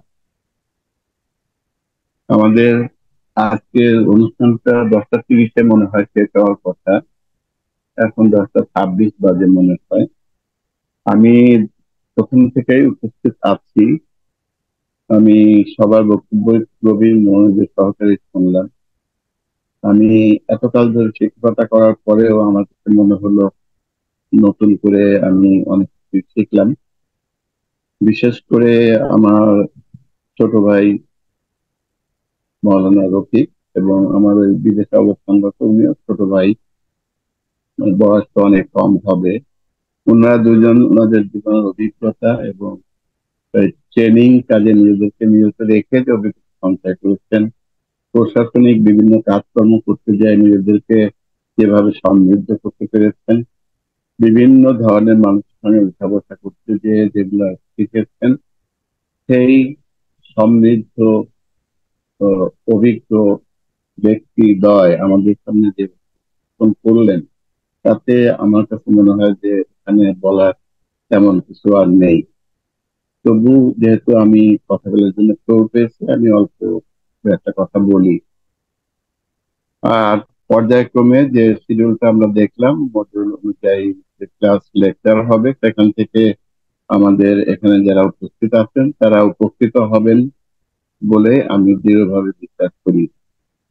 প্রথম হলো, আমি আসলেই আহ, ধন্যবাদ জানাই আমাদের যারা এত কষ্ট করে এই জাতীয় প্রোগ্রাম আয়োজন করেছেন এবং নিশ্চয়ই বারবার যোগাযোগ করে অতিথি ঠিক করেছেন, এবং যারা এখানে রেজিস্ট্রেশন করেছেন তাদেরকেও হয়তো অনেকবার নক করতে হয়েছে। এই কাজটা আসলে খুবই কঠিন কাজ। এই কাজটা করেছেন যারা, তাদের আল্লাহর উত্তম জায়গা দান করুন, এই দোয়া করি। আর আমাদের যে সকল ভাই এখন উপস্থিত হয়েছেন, তারা জীবনে হয়তো নিজেই প্রতিষ্ঠান গড়েছেন, অথবা অল্প কিছু থাকতে পারেন যারা প্রতিষ্ঠান গড়েননি বটে, কিন্তু তারপরই হয়তো যোগদান করেছেন, কোনো গড়ে তোলা প্রতিষ্ঠানে যোগদান করেছেন। দুই ধরনেরই হতে পারে, তবে বেশিরভাগই আমার ধারণা যে হবে যারা নিজেরা প্রতিষ্ঠান গড়ে তুলেছেন। প্রতিষ্ঠান গড়ার জন্য যে বিশাল কষ্ট, সেই কষ্ট সহ্য করেই আপনারা এ পর্যন্ত এসেছেন। যারা উপস্থিত আছেন, আমি মনে করি যে এখানে যে আলোচনাগুলো হয়েছে এগুলা থেকে আপনারা উপকৃত হয়েছেন, কিন্তু আমার বিশ্বাস আপনাদের নিজেদের ভিতরে এই গুণাবলী অলরেডি আছে, এই চিন্তা শক্তি অলরেডি আছে। তা না হলে আপনারা সাকসেসফুলি প্রতিষ্ঠান চালাচ্ছেন কিভাবে? তারপরেও আপনারা স্বতঃস্ফূর্ত ভাবে এই জাতীয় প্রোগ্রাম অ্যাটেন্ড করতে আসছেন। এ থেকে একটা জিনিস বোঝা যায় যে বর্তমান যুগের চাহিদা অনুযায়ী এত পরিবর্তন হচ্ছে সবকিছুতে, লেখাপড়ার কারিকুলামে, শিক্ষাদান পদ্ধতিতে, মূল্যায়ন পদ্ধতিতে। এই যে পরিবর্তন গুলা হচ্ছে বিশ্বের সঙ্গে তাল মিলিয়ে, সেটার সাথে আপডেটে থাকার জন্য অবশ্যই ট্রেনিং দরকার আছে। আমাদের যারা প্রধান হিসেবে দায়িত্ব পালন করেন, তাদেরকে আমি প্রথম যেটা স্মরণ করতে চাই, আমি সেটা হলো এই, যে আপনার প্রতিষ্ঠানে যদি 1000 ছেলে মেয়ে পড়ে অথবা 500 ছেলে মেয়ে পড়ে, তাহলে ওই 500 ছেলে মেয়ে কিংবা 1000 ছেলে মেয়ের মা বাবা আপনাদের উপরে, আপনার এই বাচ্চাগুলোকে মানুষ করার জন্য আপনাদের উপরে এই দায়িত্ব দিয়ে তারা নিশ্চিন্ত হয়েছে। সুতরাং এই যে আমানতদারিতা আপনাদের উপরে অর্পিত হয়েছে, এটা কিন্তু আল্লাহর পক্ষ থেকেই হয়েছে। আপনি তো এই প্রধান শিক্ষক না হয়ে, সহকারী প্রধান শিক্ষক না হয়ে আপনি অন্য কোনো পেশাও যেতে পারতেন। আল্লাহ কিন্তু আপনাকে এখানে নিয়ে আসছে। সুতরাং এইরকম একটা মহৎ পেশায় যে আপনি আসছেন, এবং আপনি খেয়াল করেননি যে আপনার উপরে এত গুরু দায়িত্ব দেওয়া হয়েছে, এটা আমাদের কেউ কেউ নিশ্চয়ই অনুভব করেন। আমরা ট্রেনিং এর মাধ্যমে আবার এগুলো স্মরণ করিয়ে দেওয়ার চেষ্টা করা যে আপনারা আসলে বিশাল একটা দায়িত্ব পালন করছেন। এবং এই শিক্ষকদেরকে যে বলা হয় জাতির কারিগর, এই কথাটা মানে কি, মানব সম্পদ তৈরি করে বলেই এদেরকে জাতির কারিগর বলা হয়। এবং অর্থনীতির ভাষায় যত রকম সম্পদ আছে পৃথিবীতে, তার ভিতরে মানব সম্পদই 1 নম্বরে আছে। এই একটা মানুষের বাচ্চাকে মানব সম্পদে রূপান্তরিত করার জন্য, গড়ে তোলার জন্য একেবারে প্রথম দিক থেকে যারা নিরন্তর প্রচেষ্টা চালিয়ে এই পর্যায়ে তাদেরকে নিয়ে আসতে সাহায্য করেন। কল্পনা করেন চৌগাছার ওই সাইদুল ইসলাম ভাই, তিনি এখন কি করছেন আমরা সবাই বুঝলাম। কিন্তু চৌগাছা একেবারে বলতে গেলে, আমাদের ঢাকা শহরের তুলনায় চৌগাছার কথা বলতে গেলে, যারা চৌগাছার মানুষ আছেন তারা মন খারাপ করেন না, আমার হিসাবে ঢাকার তুলনায় বলতে গেলে চৌগাছা তো গ্রামের মতোই, একটা অজপাড়াগাঁয়ের মতো। সেখানকার একটা স্কুল মানে আমাদের এই আহ, ঢাকা শহরে যত নাম করা স্কুল আছে সেই তুলনায় তুলনা করতে গেলে তো একটা অখ্যাত স্কুল হবে। সেখান থেকে পড়াশোনা করে উনি কোন পর্যায়ে গেছেন। সুতরাং এই যে প্রতিভা বিকাশের জন্য, ওই যে উনি প্রধান শিক্ষকদের যে গল্পগুলো উনি বলেছেন, ছাত্রদের নাম মনে রাখা, ছাত্রদেরকে সামনে নিয়ে আসা এবং গরিব ছাত্রদের দিকে খেয়াল করা, মেধাবী ছাত্রদের দিকে খেয়াল করা এবং ওই টিচিং ফিলোসফি যদি আপনি পড়েন তাহলে দেখবেন যে ক্লাসরুমে শিক্ষকরা যে যখন পাঠদান করেন তখন তাদের দৃষ্টিটা থাকে হলো ওই ক্লাসে যারা একটু কম বুঝে ওই ছাত্রদের প্রতি, যারা কথা বললে বুঝে ফেলে এরকম মেরিটোরিয়াস যারা, তাদের প্রতি অত নজর দেওয়ার দরকার হয় না। এই জন্য টিচিং ফিলোসফিতে সবসময় বলা হয় যে আপনি ক্লাস নেওয়ার কয়েকদিনের ভিতরে ছাত্রদেরকে ভাগ করে ফেলবেন এবং আপনি ওই বুঝবেন যে কোন গ্রুপ কিরকম, সেটা মনে রেখে আপনার কাছে যে গ্রুপটা সবচেয়ে একটু মনে হয় কম বুঝে তাদের বোঝার উপযোগী করে আপনি পরিবেশন করবেন যাতে সবাই বুঝে এবং ইন্টারেক্টিভ ক্লাস করবেন ইত্যাদি। এসব কথাবার্তা টিচিং ফিলোসফিটা আছে। এই পর্যায়ে এসে আমি একেবারে সৃষ্টির প্রথম দিকে একটু যেতে চাই। আল্লাহ রাব্বুল আলামিন, আল্লাহ শব্দটার কোনো অনুবাদ পৃথিবীর কোনো ভাষায় করা সম্ভব না। এক্সাক্ট আল্লাহ বলতে যা বোঝায় আরবিতে, এটা ইংরেজিতে গড বলে তা বোঝায় না। আমরা অন্যান্য শব্দ ব্যবহার করি, এগুলোতে আল্লাহ শব্দ কিছু বোঝায় না। আল্লাহ এমন একটা ইউনিক শব্দ যেটার কোনো অনুবাদই হয় না। সেই আল্লাহ নিজে, তার অনেক গুণাবলী আছে। সেই আল্লাহ এই বিশ্ব ব্রহ্মাণ্ড তৈরি করেছেন, এই বিশ্বলোক তৈরি করেছেন। আপনারা মনে হয় এটা ভালো করে জানেন যে আমাদের যে সোলার সিস্টেম এই সিস্টেমের প্রথম মানে ইয়ে নক্ষত্র যেটা, সেটা সূর্য। এই সূর্যকে প্রদক্ষিণ করে অনেকগুলা গ্রহ, এগুলো আপনারা জানেন। এটা কিন্তু একটা নিয়মের অধীনে চলে। ওই নিয়মটাকেই বলে প্রাকৃতিক নিয়ম, যে নিয়মটা আল্লাহ তৈরি করে দিয়েছে, কিন্তু এটা আমরা অর্জন করেছি বিজ্ঞানীদের চিন্তা ভাবনা চেষ্টার মধ্য দিয়ে। এগুলো আমরা অর্জন করেছি, এগুলোকে বলে অর্জিত জ্ঞান। ওই আগেও গাছ থেকে কাঁঠাল পড়ে যেত, আপেল পড়ে যেত। ওই নিউটন বলার আগেও এটা অনেক মানুষ দেখেছে, পৃথিবীতে যারা ছিল, যে উপরে গাছ থেকে ফল পড়ে যায় নিচের দিকে। কিন্তু উনি প্রথম খেয়াল করলেন যেটা পড়ে যায় পিছনে নিশ্চয়ই কোনো কারণ আছে। প্রাকৃতিক সূত্রটা, গ্র্যাভিটেশনাল ফোর্স, তারপরে গ্র্যাভিটি থিওরি ইত্যাদি উনি বের করলেন। এগুলা কিন্তু অলরেডি নিয়মটা বর্তমান ছিল। এটা আল্লাহ প্রদত্ত যে সুন্নাহ, সেই সুন্নাহকে ফলো করেই এগুলা চলে। কিন্তু আবিষ্কার হয়েছে কিছু মানুষের অবজারভেশন থেকে, এক্সপেরিমেন্ট থেকে। এগুলোকে বলে অর্জিত জ্ঞান। এই অর্জিত জ্ঞানের পরিবর্তন হয়, কিন্তু মূল জ্ঞান যেটা, সেটা আল্লাহ দিয়েছেন, সেটা হলো ওহির জ্ঞান। এই জ্ঞানটা আল্লাহ দিয়েছেন এবং আল্লাহই প্রথম শিক্ষক। আল্লাহ আমাদের আদি পিতাকে শিখিয়েছেন, আল্লাহ ফেরেশতাদের সাথে কথোপকথন করেছেন, আল্লাহ আমাদেরকে কোরআন শিক্ষা দিয়েছেন। এসব কথা আল্লাহ কোরআন শিখেছেন। সুতরাং শিক্ষক হিসেবে যদি আমরা ধরি, তাহলে আল্লাহকেই আমাদের প্রথম শিক্ষক ধরতে হয়। তারপরে আল্লাহর যে জিবরাইল আলাইহিস সালামের মাধ্যমে যিনি ছাত্র ছিলেন, তিনি আমাদের নবী করিম সাল্লাল্লাহু আলাইহি ওয়াসাল্লাম, আল্লাহ সার্টিফিকেট দেন যে তার ভিতরে মানুষের উন্নত চরিত্র হওয়ার জন্য যত রকম গুণাবলী দরকার, তার সবগুলো সমাহার নবী করিম সাল্লাল্লাহু আলাইহি ওয়াসাল্লামের ভিতরে আছে। এটা আল্লাহ বলেছেন, লাকাদ কানা লাকুম ফি রাসূলিল্লাহি উসওয়াতুন হাসানাহ। এটা আমরা সবাই জানি। সেই শিক্ষক কিভাবে এত জ্ঞানী হলেন? এটা তার ভিতরে অর্জিত জ্ঞান ছিল, আর তার ভিতরে ঐশী জ্ঞান ছিল। তাকে মিরাজে নিয়ে আল্লাহ অনেক কিছু দেখিয়েছিলেন যেগুলো আমরা বিশ্বাস করি, কিন্তু নবী করিম সাল্লাল্লাহু আলাইহি ওয়াসাল্লাম সচক্ষে দেখতে সুযোগ পেয়েছেন। তো আল্লাহর এই আমাদের দৃষ্টির অন্তরালে যে জিনিসগুলো থেকে গেছে, যে জিনিসগুলো আমরা বিশ্বাস করি, সেই জিনিসগুলো নবী করিম সাল্লাল্লাহু আলাইহি ওয়াসাল্লাম দেখেছেন, আর পৃথিবীর বাস্তবতাটাও দেখেছেন। সুতরাং নবী করিম সাল্লাল্লাহু আলাইহি ওয়াসাল্লামের ভিতরে সমন্বয় সাধিত হয়েছিল ঐশী জ্ঞান এবং অর্জিত জ্ঞানের, যার ফলে উনার উপরে জ্ঞানী ব্যক্তি আর পৃথিবীতে হতে পারেনি। উনি এমন কিছু নাই কিয়ামত পর্যন্ত ঘটবে, যেগুলা তো আমরা জানি না, কিন্তু আল্লাহ জানেন। এমন কিছু নাই যেগুলো ওনার মুখ দিয়ে বলানো হয়নি। এমন কিছু নাই, এমন কোন সিচুয়েশন নাই যে সিচুয়েশন কোরআনের আয়াত নাযিলের প্রেক্ষিতে ছিল না, এরকম কিছু নাই। একটু যদি উইজডমটা চিন্তা করি আমরা, হযরত আয়েশা রাদিয়াল্লাহু আনহার যে স্ক্যান্ডালটা হয়েছিল, এরকম ঘটনা পৃথিবীতে ঘটবে?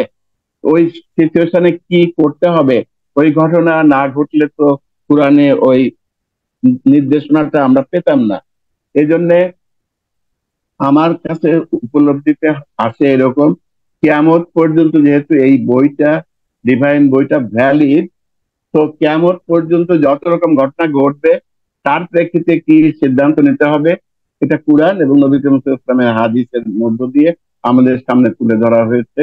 আর আদম আলাইহিস সালামকে যে জ্ঞান দিয়ে আল্লাহ করেছিলেন, যাত্রা শুরু করেছিলেন, এবং ওই সেখান থেকে আমরা প্রাকৃতিক নিয়মে যে সমস্ত জ্ঞান পেয়েছি, এখান থেকে কেউ সাহিত্যিক হয়েছেন, কেউ কবি হয়েছেন, কেউ বিজ্ঞানী হয়েছেন, কেউ নামকরা একজন শিক্ষক হয়েছেন, কেউ আদর্শ শিক্ষক হয়েছেন, কেউ অনুকরণীয় হয়েছেন। এই যে হয়েছেন, এগুলা কিন্তু আমরা আদি কিতাব থেকে পাওয়া জিনিস। এখন আমরা যদি শিক্ষক হিসাবে মাথায় রাখতে পারি যে আল্লাহ রাব্বুল আলামিন নিজেই শিক্ষক এবং তার ছাত্রই আমাদের শ্রেষ্ঠ শিক্ষক হিসেবে আমাদের সামনে দৃষ্টমান মানুষ হিসাবে, এবং তার আনুগত্যটা আল্লাহ যে ম্যান্ডেটরি করে দিয়েছেন আল্লাহকে অনুসরণ করার জন্য, এটা যদি মাথায় নিয়ে আমি ভাবি আমি একজন শিক্ষক, এর পিছনে নিশ্চয়ই আল্লাহর পরিকল্পনা আছে। আমি একজন প্রধান শিক্ষক, এর পিছনে আল্লাহর পরিকল্পনা আছে। এই অনুভূতিটা যদি আমার ভিতরে সার্বক্ষণিক ক্রিয়াশীল থাকে, তাহলে আমার পক্ষে সার্বক্ষণিক প্রতিষ্ঠানের উন্নয়ন, প্রতিষ্ঠানের সমৃদ্ধি, ছাত্রদের কল্যাণ, ছাত্রদের ভিতর থেকে মেধার বিকাশ সাধনের জন্য আপ্রাণ চেষ্টা, এর কোনোটাই আমাকে বলে দিতে হবে না, আমি করতে থাকবো। এটা সার্বক্ষণিক করতে থাকবো। আমি দুই একটা নাটকে দেখেছি যে এসএসসি পরীক্ষা, ওই সময় একজন প্রধান শিক্ষকের বাসায় কাছাকাছি টাইমে বিয়ের আসরে তার মুখ দিয়ে বলানো হচ্ছে যে আমাকে স্কুলে যেতে হবে, আমি বিয়ের আসরে থাকতে পারবো না, কারণ হলো স্কুলে যদি আমি না যাই, পরীক্ষাটা শুরু হওয়ার আগে আমার অনেক কাজ আছে যেগুলো আমি না গেলে করতে পারবে না, আমি না গেলে এটা হবেও না, আমার উপরে ওই দায়িত্ব অর্পিত আছে। এই যে ডেডিকেশন ফুটিয়ে তোলা হলো নাটকটার ভিতরে, আমার কাছে, আমি বাস্তবে এরকম শিক্ষক আমি দেখেছি, আপনারাও নিশ্চয়ই দেখেছেন। আমার জীবনে যারা, আমি স্কুলে পড়েছি, আমি হাই স্কুলে পড়েছি, আমার হাই স্কুলের হেড স্যার আমাকে প্রত্যেকদিন আমার নির্দেশ দিয়েছিলেন যে তুমি বাড়ি যাওয়ার আগে, স্কুল ছুটি হলে বাড়ি যাওয়ার আগে আমার সঙ্গে দেখা করে যাবা। আমাকে হাতটা ধরে উনি বলতেন যে ইলিয়াস, তুমি অনেক বড় হবে, আমি দেখতে পাই তোমার হাতে। আমি বিশ্বাস করি না স্যার হাত দেখতে পাচ্ছেন, কিন্তু ওই কথাটা আমাকে এত অনুপ্রেরণা দিত কষ্ট করার জন্য, পরিশ্রম করার জন্য, পড়ার সাধনা করার জন্য এত অনুপ্রেরণা দিত, এটা আমি এখনো মনে রাখি এবং তার জন্য আমি দোয়া করি। আমার ছাত্র পৃথিবীতে বেঁচে নাই, তার ছেলেপেলেরা অনেক প্রতিষ্ঠিত হয়েছে। আমি মনে করি যে উনি যে ছাত্রদের প্রতি ওনার যে ভালোবাসা ছিল, মমত্ব বোধ ছিল, তার কারণেই ওনার সন্তানেরা পৃথিবীতে এক একজন অনেক প্রতিষ্ঠিত হয়েছেন, নামি দামি ব্যক্তি হয়েছেন। এটা আল্লাহ ঠিকই প্রতিদানও দেন, এখানেও দেন, ওই পারেও দেন। সুতরাং আমরা ওই বিশ্বাস নিয়ে যদি আমরা করতে পারি যে ওই কঠিন দায়িত্ব, ওই বড় দায়িত্ব আমরা পালন করছি, তাহলে আমাদের কোনো অসুবিধা হবে না। এখন আমি শেষ করি, রাত হয়ে যাচ্ছে। আমার মনে হয় প্রধান শিক্ষকের দায়িত্বটা হলো শিক্ষা এবং সভ্যতার প্রসার ঘটানো। নবী করিম সাল্লাল্লাহু আলাইহি ওয়াসাল্লামের শিক্ষাদানের ফলে আরব দেশের যারা ছিল খুবই অসভ্য, তারা মেষ পালক ছিল বলতে পারেন, তারা ছাগল চড়াতো বলতে পারেন, তারা অনেক অসভ্যপানাও করতো, তাদেরকে কিন্তু উনি শিক্ষা দিয়ে ওই এমনি কথার কথা ধরেন জুলিয়াস সিজারের সিংহাসনে বসানোর ব্যবস্থা করেছিলেন। তো তিনি কিন্তু প্রথম ওই দারুল আরকাম খুলেছিলেন একজন, ওই যে সাফা মারোয়া পাহাড়ের পাদদেশে ওই একজন সাহাবীর বাসায় প্রথম। এবং দেখেন আল্লাহ রাব্বুল আলামিন সার্টিফিকেট দিয়েছেন, নবী করিম সাল্লাল্লাহু আলাইহি ওয়াসাল্লাম কখনো ভুল করেন না। সূরা নজমে 2 নম্বরে আয়াতে আল্লাহ বলেছেন নবী করিম সাল্লাল্লাহু আলাইহি ওয়াসাল্লাম কখনো ভুল করেন না। এটা কিন্তু আল্লাহ তাকে ভুল করতে দেয়নি কখনো। তো এইভাবে যদি আপনি চিন্তা করেন, আমাদের উদ্দেশ্য যেটা, সেটা পূরণ করতে হলে আমাদের কি করতে হবে, এটা আমরা মনে হয় এতক্ষণে আমাদের সামনে আপনারা নিজেরাও বুঝেন, আর যে একজন বক্তা আমার আগে বলেছেন তারা কিছু বাদ রাখেননি, ওই জন্য আমি অন্য ধরনের একটু উপস্থাপনা আপনাদের সামনে তুলে ধরলাম। আমাদের আচরণ দিয়ে, আমাদের কর্ম দিয়ে আমাদের ইতিবাচক পরিবর্তন এবং উন্নয়ন সাধন, এটাই আমাদের শিক্ষার মূল উদ্দেশ্য। এটা যদি মাথায় নিয়ে আমরা কাজ করি তাহলে আমরা সুশাসন পাইতে পারবো, ন্যায় বিচার পেতে পারবো, মানবাধিকার আমাদের থাকবে, দুর্নীতি দমন আমাদের করতে পারবো, অর্থনৈতিক উন্নয়ন করতে পারবো, প্রবৃদ্ধি করতে পারবো, শান্তি শৃঙ্খলা রক্ষা করতে পারবো। যদি আমরা ইতিবাচক পরিবর্তনের জন্য আমরা ছাত্রদের দিকে দৃষ্টি দিয়ে ওইভাবে তাদেরকে তৈরি করার জন্য আমরা যদি সবসময় নিজেদেরকে নিয়োজিত রাখি। আমার সম্পর্কে আপনারা ছোট ভাই হবেন, আমার বিনীত অনুরোধ যে আমি বলেছি যে ইলম হলো 3 প্রকার, একটা হচ্ছে কোরআন, আর একটা হচ্ছে নবী সাল্লাল্লাহু আলাইহি ওয়াসাল্লামের হাদিস, আর একটা শরীয়তে যে ধরেন একটা ফিকাহ আছে, এটা নবী সাল্লাল্লাহু আলাইহি ওয়াসাল্লামের হাদিস, কিন্তু এর বাইরে আছে অর্জিত জ্ঞান।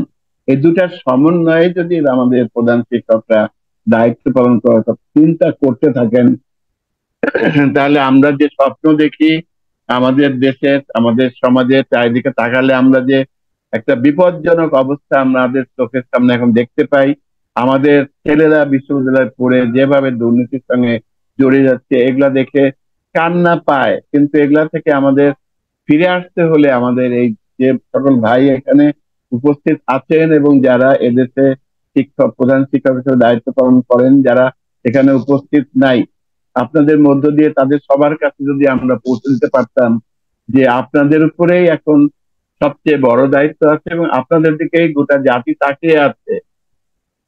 বাচ্চাদেরকে নিয়ে, ছোট ছোট বাচ্চাদেরকে নিয়ে অভিভাবকরা খুবই চিন্তায় পড়ে গেছে। আমি আশা করি আপনারা এতদিন যতখানি নিষ্ঠার সাথে কাজ করেছেন সেটা কন্টিনিউ করবেন, এবং আমাদের কথা যদি আপনাদের একটু ভালো লাগে আপনারা এটুকু গ্রহণ করে নিজেদের দক্ষতা বাড়ানোর জন্য, নিজেদের এই যে পরিবর্তন যেগুলো আছে এর সঙ্গে খাপ খাইয়ে নিয়ে ছাত্রদেরকে মানুষ করার এই মহৎ কাজটা কন্টিনিউ করার আহ্বান রেখে, অনুরোধ রেখে, বিনীত অনুরোধ রেখে, আমার কথা এতক্ষণ শুনেছেন এই জন্য আপনাদেরকে আমার অন্তরের অন্তঃস্থল থেকে মোবারকবাদ জানিয়ে যারা আমাকে বলার সুযোগ করে দিয়েছেন তাদেরকে ধন্যবাদ দিয়ে শেষ করছি।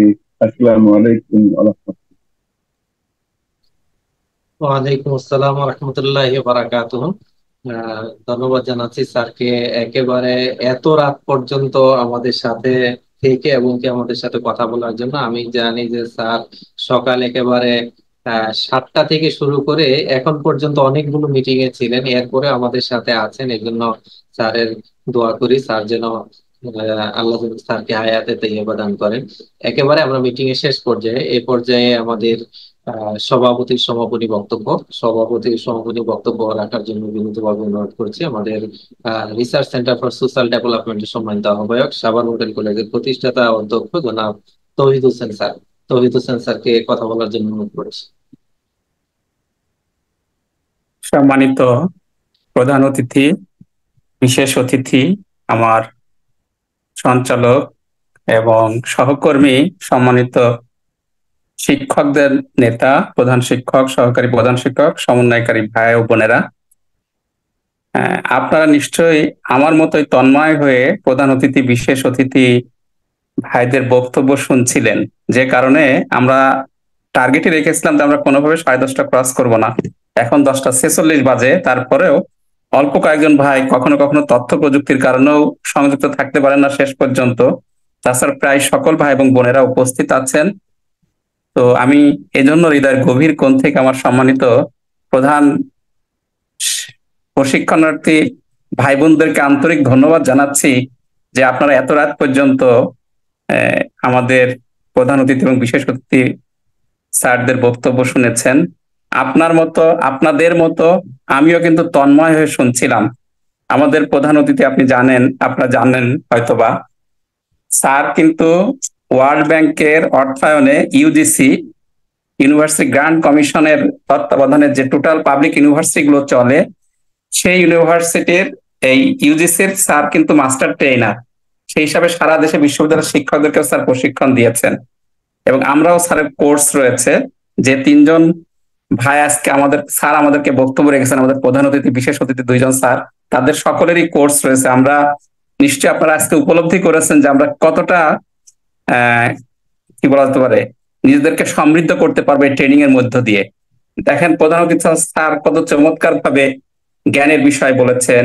শিক্ষক হিসেবে আল্লাহ আদম আলাইহিস সালামকে শেখানোর মধ্য দিয়ে যে মানে আমাদের জন্য প্রথম শিক্ষক, আর দুনিয়ার জীবনে মডেল শিক্ষক হচ্ছেন আমাদের সেরা শিক্ষক মহানবী সাল্লাল্লাহু আলাইহি ওয়াসাল্লাম। তাদের জীবন থেকে, এই মহানবী সাল্লাল্লাহু আলাইহি ওয়াসাল্লামের জীবন থেকে এবং আল্লাহর এই শিক্ষা থেকে আমরা যাতে সমৃদ্ধ করতে পারি সে বিষয়ে স্যার চমৎকার দৃষ্টি আকর্ষণ করেছেন। স্যারকে আমরা দোয়া করি রাব্বুল আলামিন তাকে নেক হায়াত দান করুন এবং জাতির খেদমতে, উম্মার খেদমতে স্যার আরো ভূমিকা রাখুন ইনশাআল্লাহ। আমি আমাদের পক্ষ থেকে হৃদয়ের গভীর কোণ থেকে স্যারকে ধন্যবাদ জানাচ্ছি আমাদের সাথে প্রধান অতিথি হিসাবে সময় দেওয়ার জন্য, আমাদেরকে এভাবে উপকৃত করার জন্য। আমাদের সম্মানিত বিশেষ অতিথি ডক্টর সাইফুল ইসলাম রফিক স্যার প্রশিক্ষণের বিষয়ে কত চমৎকার কথা বলেছেন। স্যার শুরুতেই স্যার যে কতটা, আমাদের প্রধান অতিথি স্যার কতটা মার্জিত এবং বিনয়, দেখেন দুইজন বিশেষ অতিথিকে কত চমৎকার ভাবে স্যার বলছেন যে আমিও শিখলাম। আসলে প্র্যাকটিক্যালি সত্যি খুবই শিখেছি আজকে। A good teacher is a life long student. একজন ভালো শিক্ষক সারা জীবনের জন্য ছাত্র। আমরা চেষ্টা করি সারা জীবন ছাত্র থাকতে, এবং এই পর্যায়ে এসে সেটা আমরা আরো বেশি উপলব্ধি করতে পারলাম আজকের বক্তব্য থেকে।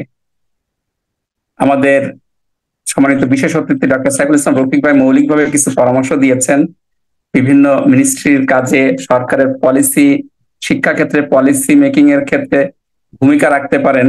এই জন্য ইনোভেশন এবং এর কলা কৌশল সহ বাজেট প্রণয়ন যে বিষয়গুলো বলেছেন, আমরা আন্তরিকভাবে চেষ্টা করব এই কোর্সগুলো সমন্বয় করতে ইনশাল্লাহ। এই জন্য আমাদের কোঅর্ডিনেটর স্যার বলেছেন যে গত বছরের এই কোর্স আমরা একটু মডিফাই করব যাতে আরো সমৃদ্ধ কোর্স আপনাদেরকে উপহার দেওয়া যায়, ইনশাল্লাহ সেটাই হবে।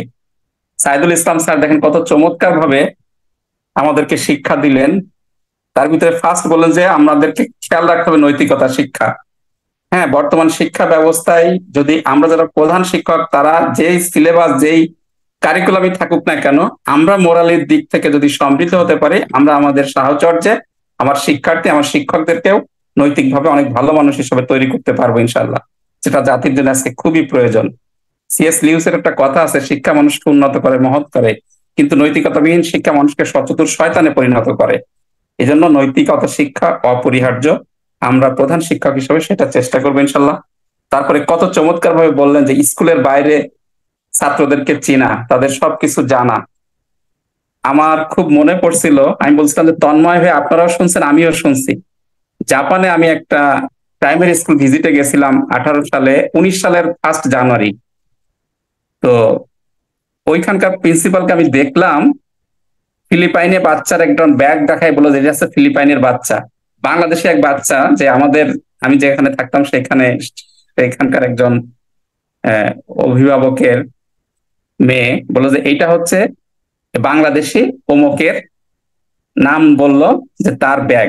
তা আমি হতবাক হয়ে গেলাম যে প্রধান শিক্ষক শুধু নাম না, একেবারে ব্যাগ পর্যন্ত চিনা, যদিও ব্যাগ একেবারে সব একই কালার। তো এভাবে তারা গভীরতা দিয়ে শিক্ষকতা করছে বলে তারা আজকে উন্নত জাতি। তারপরে স্বপ্নের বীজ বপন করার ক্ষেত্রে কত চমৎকার নিজের জীবন দিয়ে শোনালেন। আপনারা টমাস আলভা এডিসনের কথা জানেন, স্কুল থেকে বের করে দিয়েছে, কিন্তু মা তার কত বড় শিক্ষক হিসাবে ভূমিকা রেখেছে। বাবা জিজ্ঞেস করছে যে তোমাকে আর স্কুলে যেতে হবে না কেন, তোমাকে পড়ানোর মতো যোগ্যতা এই শিক্ষকদের নাই। তার মানে হচ্ছে মা তার স্বপ্নের বীজ বপন করে দিল। সে পৃথিবী খ্যাত বিজ্ঞানী হলেন এবং বাল্ব আবিষ্কার করছেন, আপনারা জানেন সকলেই। এভাবে স্বপ্নের বীজ বপন করতে পারলে আমরা এই সুপ্ত প্রতিভা বিকাশের মধ্য দিয়ে আমার তরুণ প্রজন্ম, নতুন প্রজন্ম, নেক্সট জেনারেশন যারা হারিয়ে যাচ্ছে, এই বর্তমান সমাজে গা ভাসিয়ে দিচ্ছে, তাদেরকে আমরা অবশ্যই অনেক বড় মাপের মানুষ হিসাবে তৈরি করতে পারবো ইনশাল্লাহ। সর্বোপরি আজকের এই বিশেষ অতিথি doctor Saidul Islam sir, doctor Saiful Islam Rafiq sir এবং আমাদের প্রধান অতিথি অধ্যাপক ডক্টর ইলিয়াস মোল্লা স্যার, আমাদেরকে সত্যিই খুবই সমৃদ্ধ করেছেন। আমি হৃদয়ের গভীর কোণ থেকে সকলকে আন্তরিক ধন্যবাদ জানাচ্ছি। পাশাপাশি আল্লাহর কাছে দোয়া করি আমাদের এই স্যারেরা যেন আমাদের কল্যাণে, মানবতার কল্যাণে এবং উম্মার কল্যাণে আরো সফল ভূমিকা পালন করতে পারেন। আমরা যারা এখানে আজকে উপস্থিত হয়েছি প্রশিক্ষক হিসাবে, তাদেরকে আমি হৃদয়ের গভীর কোণ থেকে ধন্যবাদ জানাচ্ছি। এবং আপনারা আজকে মনে একটু বুঝতে পেরেছেন যে আমরা কতটা সমৃদ্ধ ট্রেনিং এর ব্যবস্থা ইনশাল্লাহ করব। ইনশাল্লাহ হবে, আপনাদের সার্বিক সহযোগিতা পেলে, আপনাদের উপস্থিতি এবং সকল যে পরীক্ষা সহ সবকিছুতে যদি আপনাদের স্বতঃস্ফূর্ত উপস্থিতি থাকে, ইনশাল্লাহ আপনারা অনেক বেশি উপকৃত হবেন। আর একটা অনুরোধ রেখে শেষ করতে চাই, আমাদের গতবার আমরা 67 জন প্রধান শিক্ষক বা সহকারী প্রধান শিক্ষকদেরকে নিয়ে আমরা করেছিলাম। এবার আমরা চাচ্ছিলাম যে ডবল আমাদের ভাইয়েরা এবং বোনেরা উপস্থিত হবেন ইনশাল্লাহ। তো আগামী মঙ্গলবার তো ক্লাসগুলো যাতে সফলভাবে এনজয় করা যায়, এই জন্য টেকনিক্যাল যে জ্ঞানগুলো দরকার সেগুলো আমার কোঅর্ডিনেটর স্যার দিবেন। আর পরবর্তীতে নর্মালি যে ক্লাসগুলো শিডিউল, সেই শিডিউল অনুযায়ী চলবে। সেই হিসাবে আপনাদের প্রতি অনুরোধ থাকলো, আপনারা যদি 1-2 জন করেও যদি আমাদের আরো একজন পার্টিসিপেন্ট আনার ব্যবস্থা করেন, আরো প্রধান শিক্ষক বা সহকারী প্রধান শিক্ষককে আনার ব্যবস্থা করেন, এটা একটু বিশেষভাবে অনুরোধ করছি, তাহলে আমাদের এই কোর্সটা আরো বেশি সমৃদ্ধ হবে এবং আপনার প্রচেষ্টা আনার মধ্যে দিয়ে নিশ্চয়ই মহান আল্লাহর কাছে আপনারা পুরস্কৃত হবেন ইনশাআল্লাহ। আমি আবারও আপনাদের সকলকে আন্তরিক কৃতজ্ঞতা এবং ধন্যবাদ জানিয়ে, বিশেষ করে এই সকল কিছুর পিছনে সবচেয়ে বড় ভূমিকা রাখছেন আমাদের কোঅর্ডিনেটর অধ্যাপক আবু সাইদ, তাকেও আন্তরিক ধন্যবাদ জানিয়ে, আমাদের প্রধান অতিথি, বিশেষ অতিথিবৃন্দ এবং আমার শিক্ষক শিক্ষিকা সকলকে ধন্যবাদ দিয়ে শেষ করছি আজকের প্রোগ্রাম। আমাদের মানবতার মহান শিক্ষক, আমাদের বিভিন্ন নবী রাসূল সাল্লাল্লাহু আলাইহি ওয়াসাল্লামের শেখানো পদ্ধতির মধ্য দিয়েই বা তার প্রোগ্রামের শেষ কথার মধ্য দিয়েই আমরা প্রোগ্রামটা আজকে শেষ করব। সবাই আমরা একটু পড়তে পারি। তিনি এভাবে সমাবেশ শেষ করছেন, সুবহানাকা আল্লাহুম্মা ওয়া বিহামদিকা আশহাদু আল্লা ইলাহা ইল্লা আনতা আস্তাগফিরুকা ওয়া আতুবু ইলাইক। আসসালামু আলাইকুম ওয়া রাহমাতুল্লাহি ওয়া বারাকাতুহু।